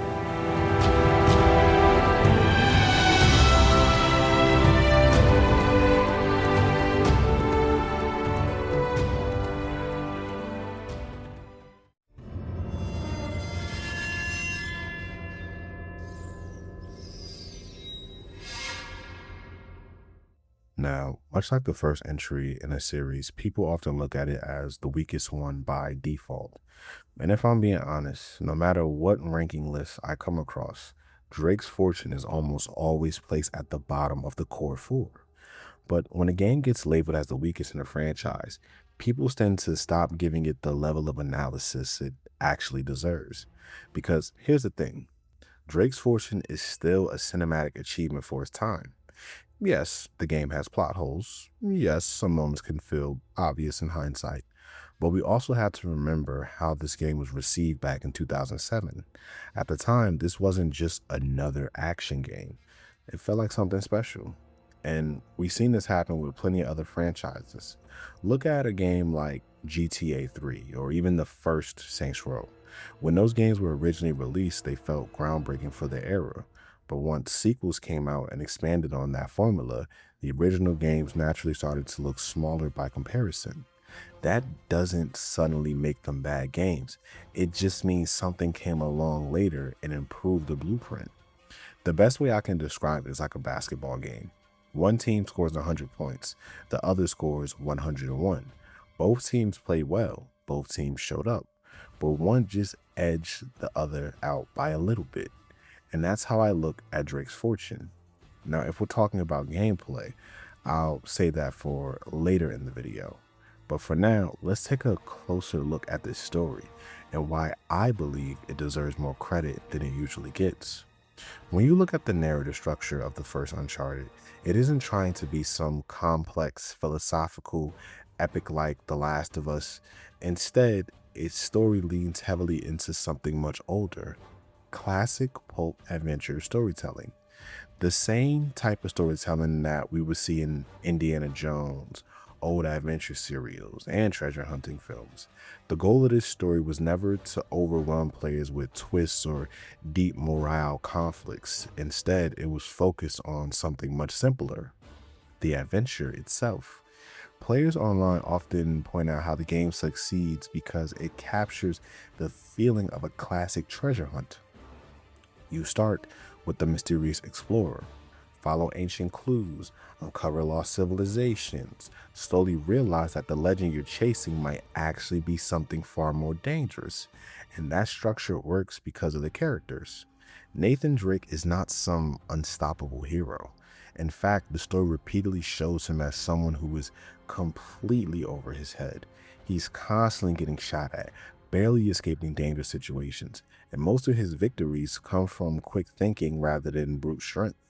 That's exactly what Amy Hennig described when designing the character, an everyman adventurer, not a super soldier. And you can see that in the way Nate behaves through the game. He gets scared, he panics, he stumbles when climbing rocks and ruins, he cracks jokes when things get tense, almost like he's trying to keep himself calm in situations that could easily get him killed. Instead of overpowering his enemies, Nate usually survives because he's able to adapt and think his way out of trouble. In many ways, he feels very similar to Indiana Jones, which makes sense considering that that was one of the biggest inspirations behind the character.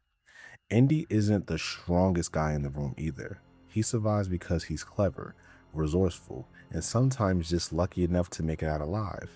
But what really makes Nate interesting is how his motivations evolve throughout the story. At the beginning of the game, Nate is essentially a treasure hunter, or depending on how you look at it, a thief and a grave robber. He's chasing El Dorado because of the fortune it promises. When things start going south and the danger escalates, Nate even suggests abandoning a mission and escaping the entire island. Wait a minute, what was that? What? Rewind it. Yeah? Wait, stop. Uh-huh. Right there. That's our ticket out of here. Come on. Our ticket out of here? Are you giving up?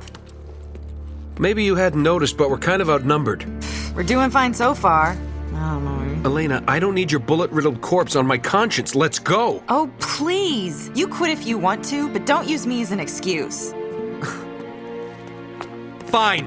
It's me, okay? I am quitting. Are you coming or not? So that's it. You're just gonna forget about the treasure and forget about Drake? God damn it, this is not worth dying over. Okay. Okay. Listen, either way, we have to head back to the harbor. But that mindset starts to change the moment Elena becomes part of the story. When Nate spots Elena's parachute hanging in the jungle, his priorities begin to shift. Suddenly, the treasure isn't the only thing that matters anymore. Oh no. Elena. Later, when he sees pirates about to ambush her from a distance, he doesn't hesitate. He immediately opens fire to protect her. And by the time we reach the final act of the story, Nate's transformation is complete. Instead of running away from the island, he chooses to face the danger head on. Not just stop Roman and Navarro from taking El Dorado, but to save Elena in the process. At that point, the treasure no longer matters. What started as a story about a fortune hunter chasing gold slowly becomes a story of someone stepping up when it truly matters. By the end of the game, Nathan Drake has gone from a thief chasing treasure to a hero willing to risk everything to protect people he cares about. And that transformation is what makes his character arc work so well in the first game. Because even though Nate begins the story chasing gold, by the end of it, he proves he's worth far more than a treasure he was looking for. Quite a day. Yeah, save the world, triumph over evil. Pretty typical. Really? It's a shame we're leaving empty-handed, though.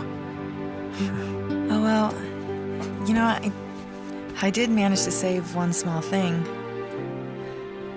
Here, I thought you might miss this. Thanks. Yeah. Then you have Elena Fisher, who isn't just there as a typical side character. Throughout the story, she constantly challenges Nate's motivations. While Nate is chasing treasure, Elena is chasing the truth behind the mystery.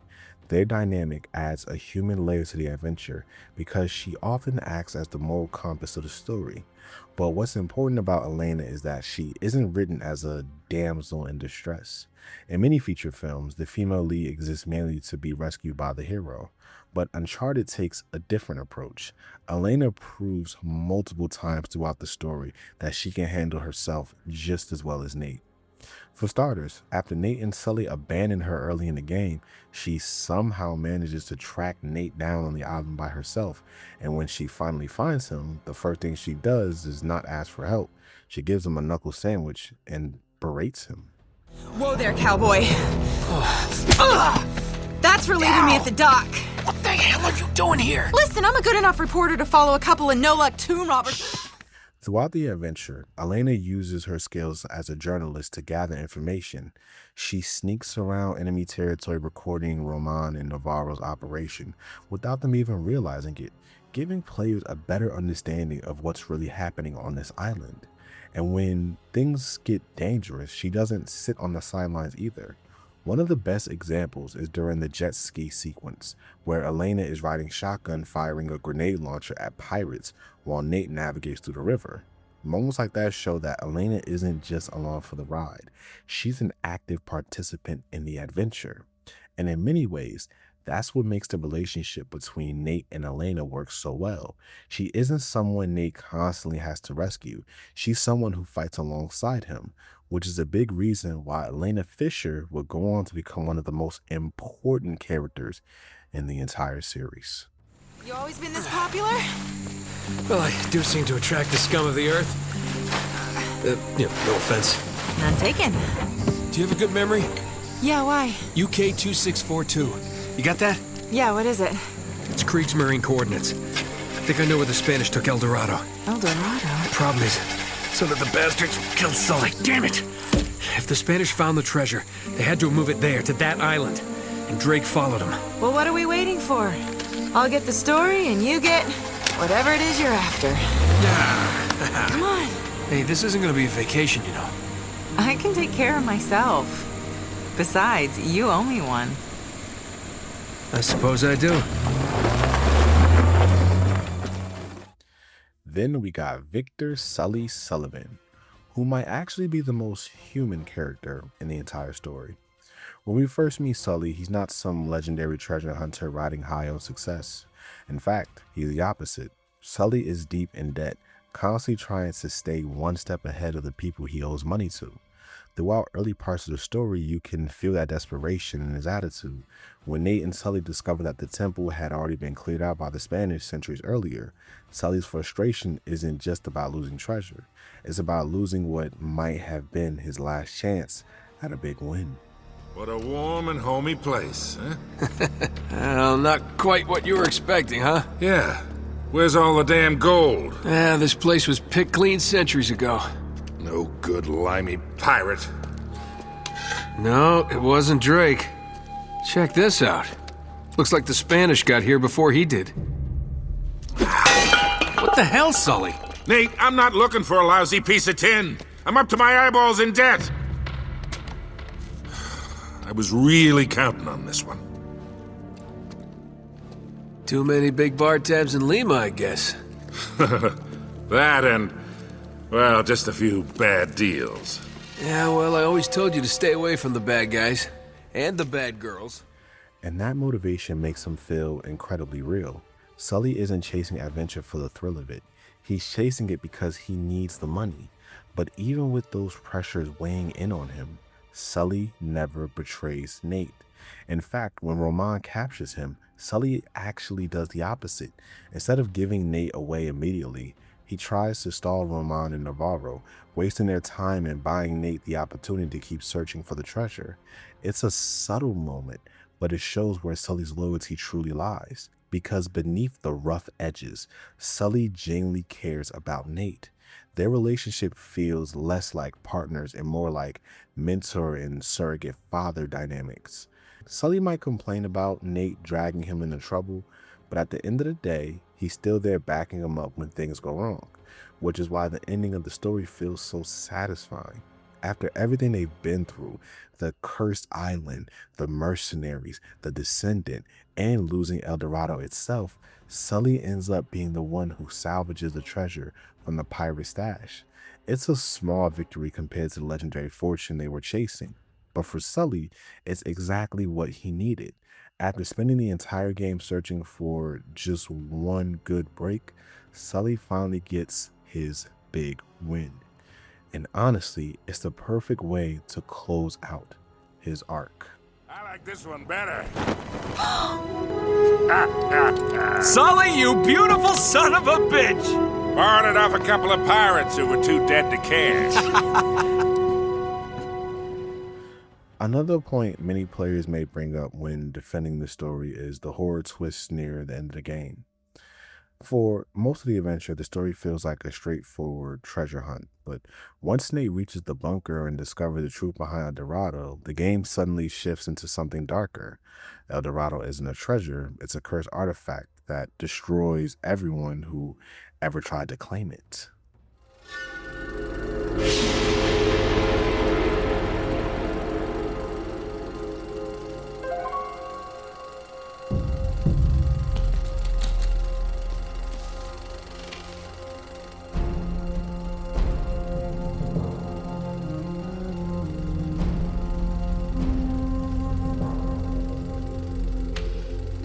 My end is near.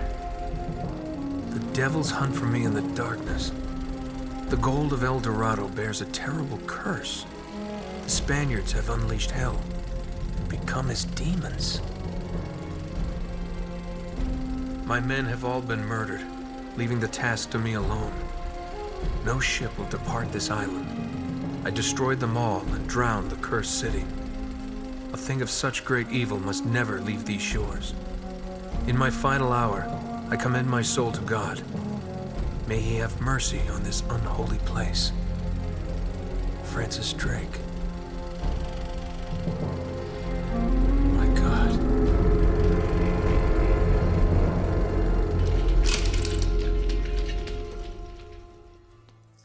This twist reframes the entire story. Suddenly, the Spanish colony, the German expedition, and even Roma's mercenaries all become victims of the same curse.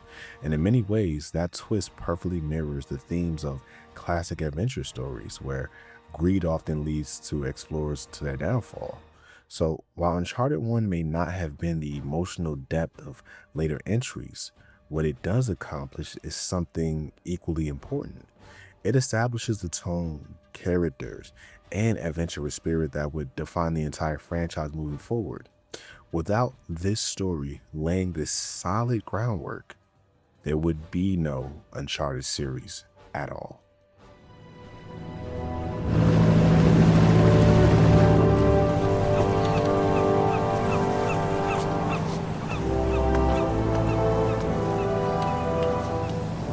Sorry you didn't get your story. That's all right. There'll be other stories. You still owe me one. I'm good for it.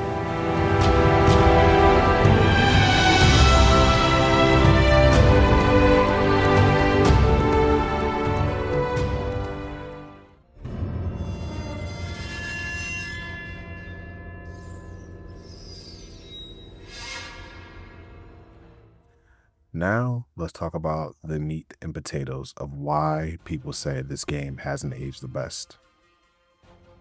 The gameplay. At its core, Uncharted Drake's Fortune is a mix of action and adventure mechanics and 3D platforming, all presented from a third-person perspective. Throughout the game, players control Nathan Drake as he navigates the ruins scattered across islands. This includes climbing ledges, jumping across gaps, swimming through flooded sections, swinging from ropes, pulling himself along narrow cliff faces. Much of the game's exploration comes from these transversal mechanics, which allow players to move through ancient temples, jungles, and crumbling structures while following Drake's search for El Dorado. When it comes to combat, the game gives players two main approaches. At close range, Nate can use melee attacks, which include simple punches and a series of combo strikes that deal additional damage when timed correctly. One of the most effective attacks is the brutal combo, which not only finishes enemies quickly, but also causes them to drop double the ammo. However, most encounters in Uncharted revolve around gunplay. Nate can carry one pistol and one long gun at a time with limited ammunition for each weapon.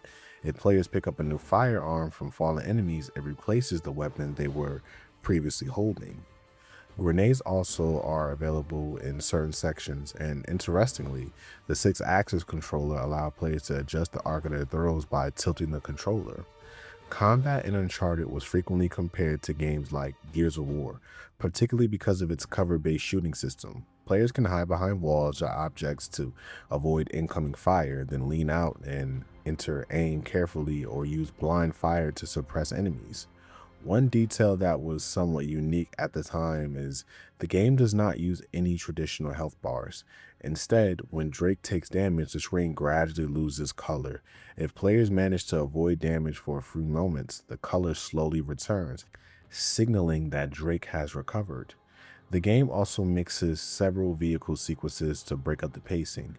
In one section, Nate manages a mounted turret while Elena drives a Jeep, forcing players to defend the vehicle from waves of enemies. In another memorable sequence, Nate pilots a jet ski through water-filled ruins while Elena rides shotgun, firing a grenade launcher at pursuing pirates and explosive barrels blocking the path. Outside of combat and transversal mechanics, the game includes collectibles and unlockable rewards. Players can find 61 hidden treasures scattered throughout the levels, each briefly sparkling to catch the player's attention. Collecting these treasures or completing certain challenges such as achieving headshots or weapon-specific kills earns reward points. These points can later be used to unlock bonus unlockables like alternate costumes, unlimited ammo, concept art, and behind-the-scenes videos. There are also a few fun references to Naughty Dog's earlier work. One example is the Ottsel branding as seen on Nate and Elena's wetsuits, which is a nod to the species featured in the Jak and Daxter series. Interestingly, the Japanese version of the game was slightly censored, removing the blood effects that appear when enemies are shot. This follows a trend seen in other titles released in the region at that time. Now, while these mechanics help define the early identity of the series, they're also a part of the reason many players feel the first Uncharted has aged more noticeably than its sequels. But to really understand why that is, we need to take a deeper look at how these systems actually feel when playing the game today. One of the biggest things people notice when visiting Drake's Fortune today is how much of the game was built around climbing and transversal. A huge portion of the adventure involves Nate climbing ruins, shimmying across ledges, jumping between rocks, and slowly navigating the environment. In many ways, this is where you can clearly see the Tomb Raider inspiration. The island is filled with crumbling temples and vertical structures that require Nate to constantly climb higher and higher. Now, the actual mechanics themselves are pretty simple. If you see a ledge sticking out of a wall, chances are that's exactly where you're supposed to go. The game really leaves you guessing where the path is, but because the climbing mechanics are so straightforward, it can start to feel a little repetitive. You spend a few minutes climbing ruins, then transition into a combat encounter, then back into climbing again. That loop becomes the core structure of the game. And this is where some players start to feel like the pacing hasn't aged particularly well. You can almost feel the rhythm of the game repeating itself. Climb for a bit, fight a group of enemies, solve a puzzle, then repeat. Speaking of puzzles, they exist throughout the adventure, but most of them are fairly simple. In many cases, you'll solve them almost immediately just by interacting with the environment or rotating a few objects. They do help break up the pacing, but compared to later games in the series, they feel more like obstacles rather than true brain teasers. Then, there's the gunplay, which makes up for the other half of the gameplay. Combat is built around a third-person cover system, something that was becoming increasingly popular during that generation. You duck behind walls, pop out to shoot enemies, throw grenades, and reposition yourself while mercenaries try to take you out. And when it works, it can be really fun. Enemies push your position, graves force you out of cover, firefights can get pretty intense, especially during later chapters of the game. But this is also where many players feel the game shows its age the most. For one, enemies can feel surprisingly durable, often requiring multiple shots unless you land a clean headshot. This can make some firefights feel a little drawn out, especially on higher difficulties when you're noticing these guys are bullet sponges. The controls themselves can often feel stiff compared to modern shooters. Getting Nate to snap into cover doesn't always behave the way you expect. Moving between cover points can occasionally feel a bit finicky when the action gets hectic. You could be going for one area and he goes in the complete opposite direction. There were also a few mechanics that were clearly experimental at the time. For example, throwing grenades by the 6-axis motion controls, meaning you had to tilt the controller just to adjust the throwing arch, was an interesting idea on paper, but in practice often felt a little more awkward than helpful. But despite all of these rough edges, the gameplay does introduce something that would become a defining feature of the entire series: the experience. Because even when the mechanics are simple, everything is built around making the player feel like they're a part of an interactive action movie. The camera angles, the minimum interface, the fluid animations, and the way Nate interacts with the environment all work together to create something that feels cinematic even during gameplay. Another thing that people often talk about when revisiting Drake's Fortune is the difficulty. Now look, on normal settings, the game is pretty manageable, but once you start pushing the higher difficulties like crushing or the brutal difficulty, the game becomes evil. And I'm not exaggerating when I say players have described it as downright punishing. In fact, when looking at community discussions online, many players jokingly say that playing Uncharted 1 on brutal makes you question every life decision you've ever made. Others rate the difficulty not even on a scale of 1 to 10, but somewhere closer to 11 or 100 out of 10. Now, some of that is obviously an exaggeration, but it highlights something important about the first game's combat design. The mechanics weren't really built with this level of difficulty in mind. Enemy deals massive damage. Their accuracy can feel almost laser precise, and in some encounters, you could be taken down almost instantly the moment you leave cover. Because of this, certain firefights can start to feel less about skill and more about trial and error.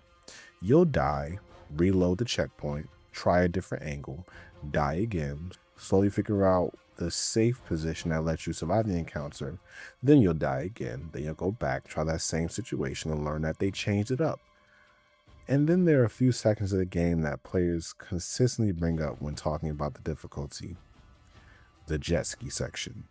When you have to steer through explosive barrels while Elena fires at enemies is infamous for how chaotic it becomes, because avoiding obstacles and taking enemy fire and trying not to crash into the environment, it can feel like you're juggling several mechanics at once.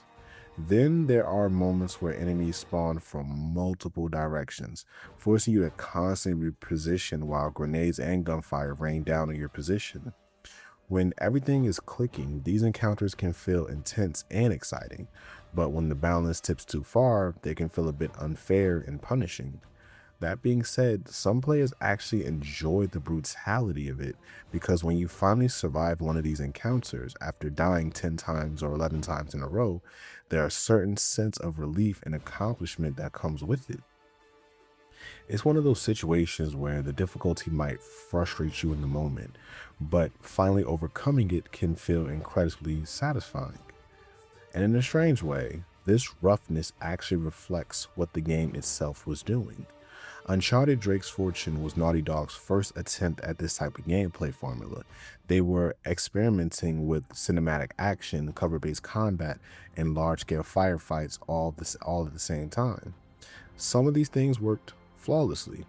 Others were still a little rough around the edges, but it worked. Now, before I wrap up my gameplay overview section, I have at least one thing to mention that a lot of players may want to know.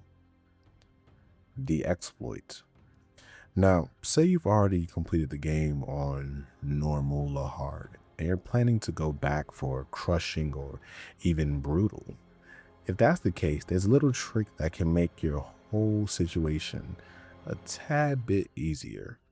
And from what I've seen, this still works on the PS4 version. So if you're replaying the game on a higher difficulty, here's what you do. First, you start the game on crushing difficulty. Once the game begins, pause it and change the difficulty to hard. After that, the game will give you this message saying that the current checkpoint will be restarted. When that message appears, press the start button to opt out and return to the gameplay. Then pause the game again and go to the bonuses and the rewards and tweaks. Turn on whichever tweaks you want to use for the playthrough. Once that's done, head back to the difficulty settings and switch the game back to crushing. After that, changing it back, you repeat the same process again by backing out with the start button when a restart message appears. And somehow, because of the way the game registers that menu input, it still counts as a run on crushing or brutal, meaning the trophy that you're looking for at the time could still unlock. Now, even with things like infinite ammo or one-shot kills, I'm not going to sit here and act like crushing suddenly becomes easy. The game can still be rough, but it definitely gives you more of a fighting chance. From what I've seen, the exploit still works today, at least on the PS4 version. I can't personally speak on the original PS3 release, but if you plan on tackling this game on higher difficulties today, this little trick might save you from losing both your television and your controller. So, when it comes to the gameplay of Drake's Fortune, I think the best way to describe it is ambitious but uneven. You can clearly see the foundation of what would later make this franchise special. The climbing, the cinematic shootouts, the vehicle sections, the minimal interface, and the set-piece driven design are all here. But at the same token, this is where you feel the age of the game the most. The combat can feel stiff, the enemy waves can get repetitive, and the higher difficulties can push the experience from challenging to downright exhausting. But even with all that said, I still wouldn't call the gameplay horrendous. I'd call it a rough first draft of something that would become great. because while Drake's Fortune may be the clunkiest game in the series, it's also the game that laid the groundwork for everything that came after. And for that reason alone, I think its gameplay deserves a little more respect than it usually gets.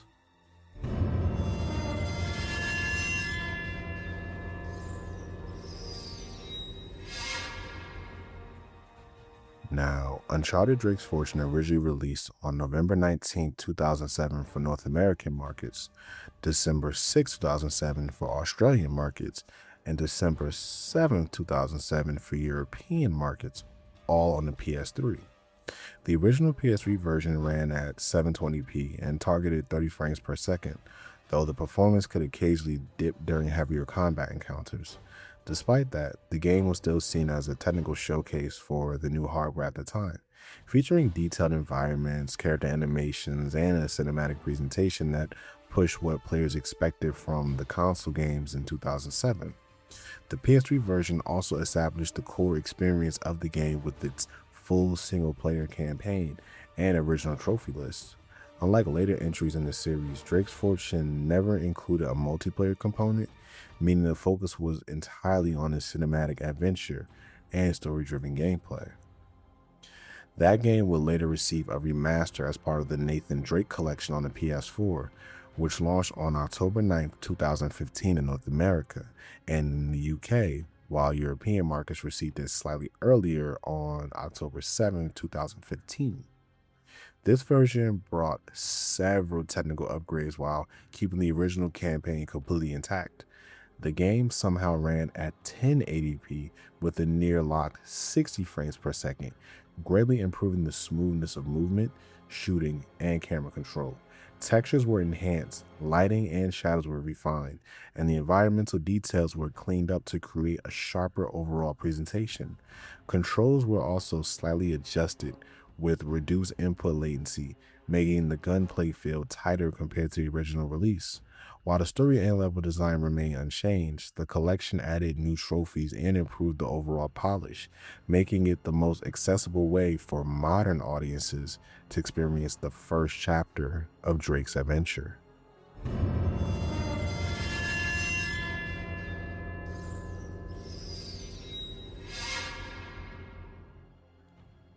Upon its release, Drake's Fortune was met with generally favorable reviews from critics. On Metacritic, the game holds an 88 out of 100, placing it among the stronger titles released during the early years of the PS3. Many outlets praised the game for its presentation and technical achievements. IGN gave the game a 9.1 out of 10, while Game Informer scored it at 8.75, highlighting the game's cinematic presentation and the chemistry between Nathan Drake and Elena Fisher.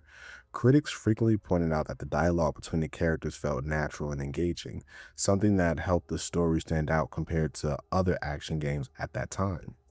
A major highlight for reviews was the presentation and production value. Critics often described the game as feeling closer to a Hollywood-style blockbuster than a traditional video game. The combination of cinematic camera work, orchestrated music, and strong voice acting helped create the adventure that many compared to films like Indiana Jones and games like Tomb Raider. The visuals were also widely praised, with reviewers noting the lush jungle environments, detailed water effects, and fluid character animations. At the time, many outlets considered it one of the best-looking PlayStation 3 games at the time, which was a major achievement for Naughty Dog's first title on the system. However, while the presentation received nearly universal praise, some critics were directed towards the gameplay. Several reviewers felt the overall campaign was somewhat short, often being completed in roughly about 6 to 10 hours. Others pointed out that the later portions of the game leaned too heavily into continuous combat encounters, with waves of enemies appearing one after another. Vehicle sections, particularly the jet ski segments, were also criticized for feeling awkward to control.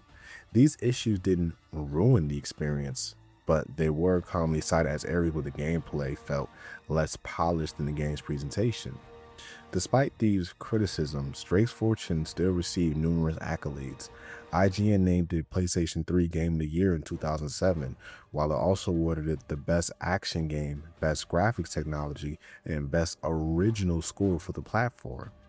The game was also nominated for multiple awards at the Interactive Achievement Awards, including recognition for animation, music composition, and story development, and visual engineering. Commercially, the game was also a success. It sold 1 million copies within its first 10 weeks, quickly becoming one of the PlayStation 3 standout titles.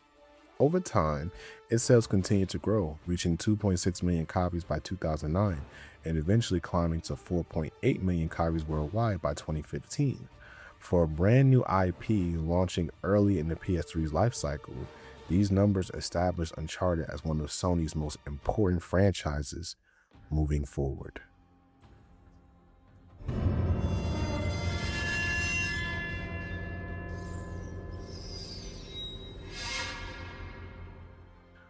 So being honest, I never really had a big issue with the first Uncharted game. When I started seeing what people were saying about it online, it actually shocked me. And I think the reason for that is because when I first played this game as a teenager, I never touched the higher difficulties. I didn't even play it on normal. Back then I was just enjoying the ride. And I loved the game for what it was. But now, being a little older, I replayed the game on normal difficulty, and I started to think one or two things. Either I got rusty, or the game was cheesing us a little bit. And after looking around, I realized a lot of gamers felt the exact same way. Playing this game again for the video, I can say this. Visually, the game still looks beautiful even today. But at the same time, I also think this game gets more disrespect than it actually deserves. If you look at Naughty Dog as a studio, their games have never been easy. Early this year, I said Crash Bandicoot was one of the hardest games I had ever played. Jak 2 basically destroyed my thumbs. So when you look at Uncharted, it honestly fits right into how Naughty Dog designed their games. They're meant to challenge you. That being said, the difficulty spikes in the game can be absolutely insane. One thing that really stood out to me during this playthrough is just how much gunplay is in the game. You're often placed in a wide open area with enemies coming from multiple directions, and on harder difficulties, it can feel like you're getting shot from every angle without knowing where the bullets are even coming from. And when you finally figure it out, you're usually one shot away from death. At times, it almost feels like you're playing a Souls game, where survival comes down to positioning, patience, and sometimes a bit of luck. If you played this game before, you probably know exactly what I'm talking about when I say the Blue Room section. That area is absolutely brutal.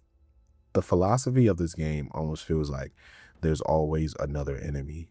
Some chapters are just flooded with enemies, and when you see more of them showing up with shotguns or grenade launchers, you already know you're about to have a bad time. But again, this is part of Naughty Dog's design philosophy. The games challenge you, frustrate you, and punish you right to the edge.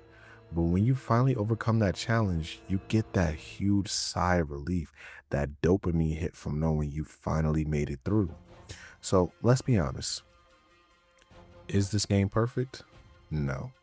There will always be things we can criticize. When you look at where this series sits in gaming history, I honestly think Drake's Fortune is underrated. It's definitely a product of its time, but if we're being honest, what first entry in a series isn't? For me personally, I have no problem revisiting this game. Yes, it can be frustrating. Yes, it can give you a headache at times. But if you've never played it because of what people say online, I recommend giving it a shot and forming your own opinion. There's definitely highs and there's definitely lows. But at the end of the day, Uncharted Drake's Fortune is still a masterpiece. If you made it to the end of this video, first I want to say thank you for tuning in. If you enjoyed the video, please hit that like button as it really helps with the YouTube algorithm. And if you're watching on your phone, make sure to hype the video up as well. Next week we'll be back with Uncharted 2, so if you want to be there when the video drops, make sure to hit that subscribe button and notification bell so you stay up to date with all my latest uploads. And if you're feeling generous, you can always buy me a cup of coffee. The link is in the description. With that said, this is the Retro Phantom, signing out.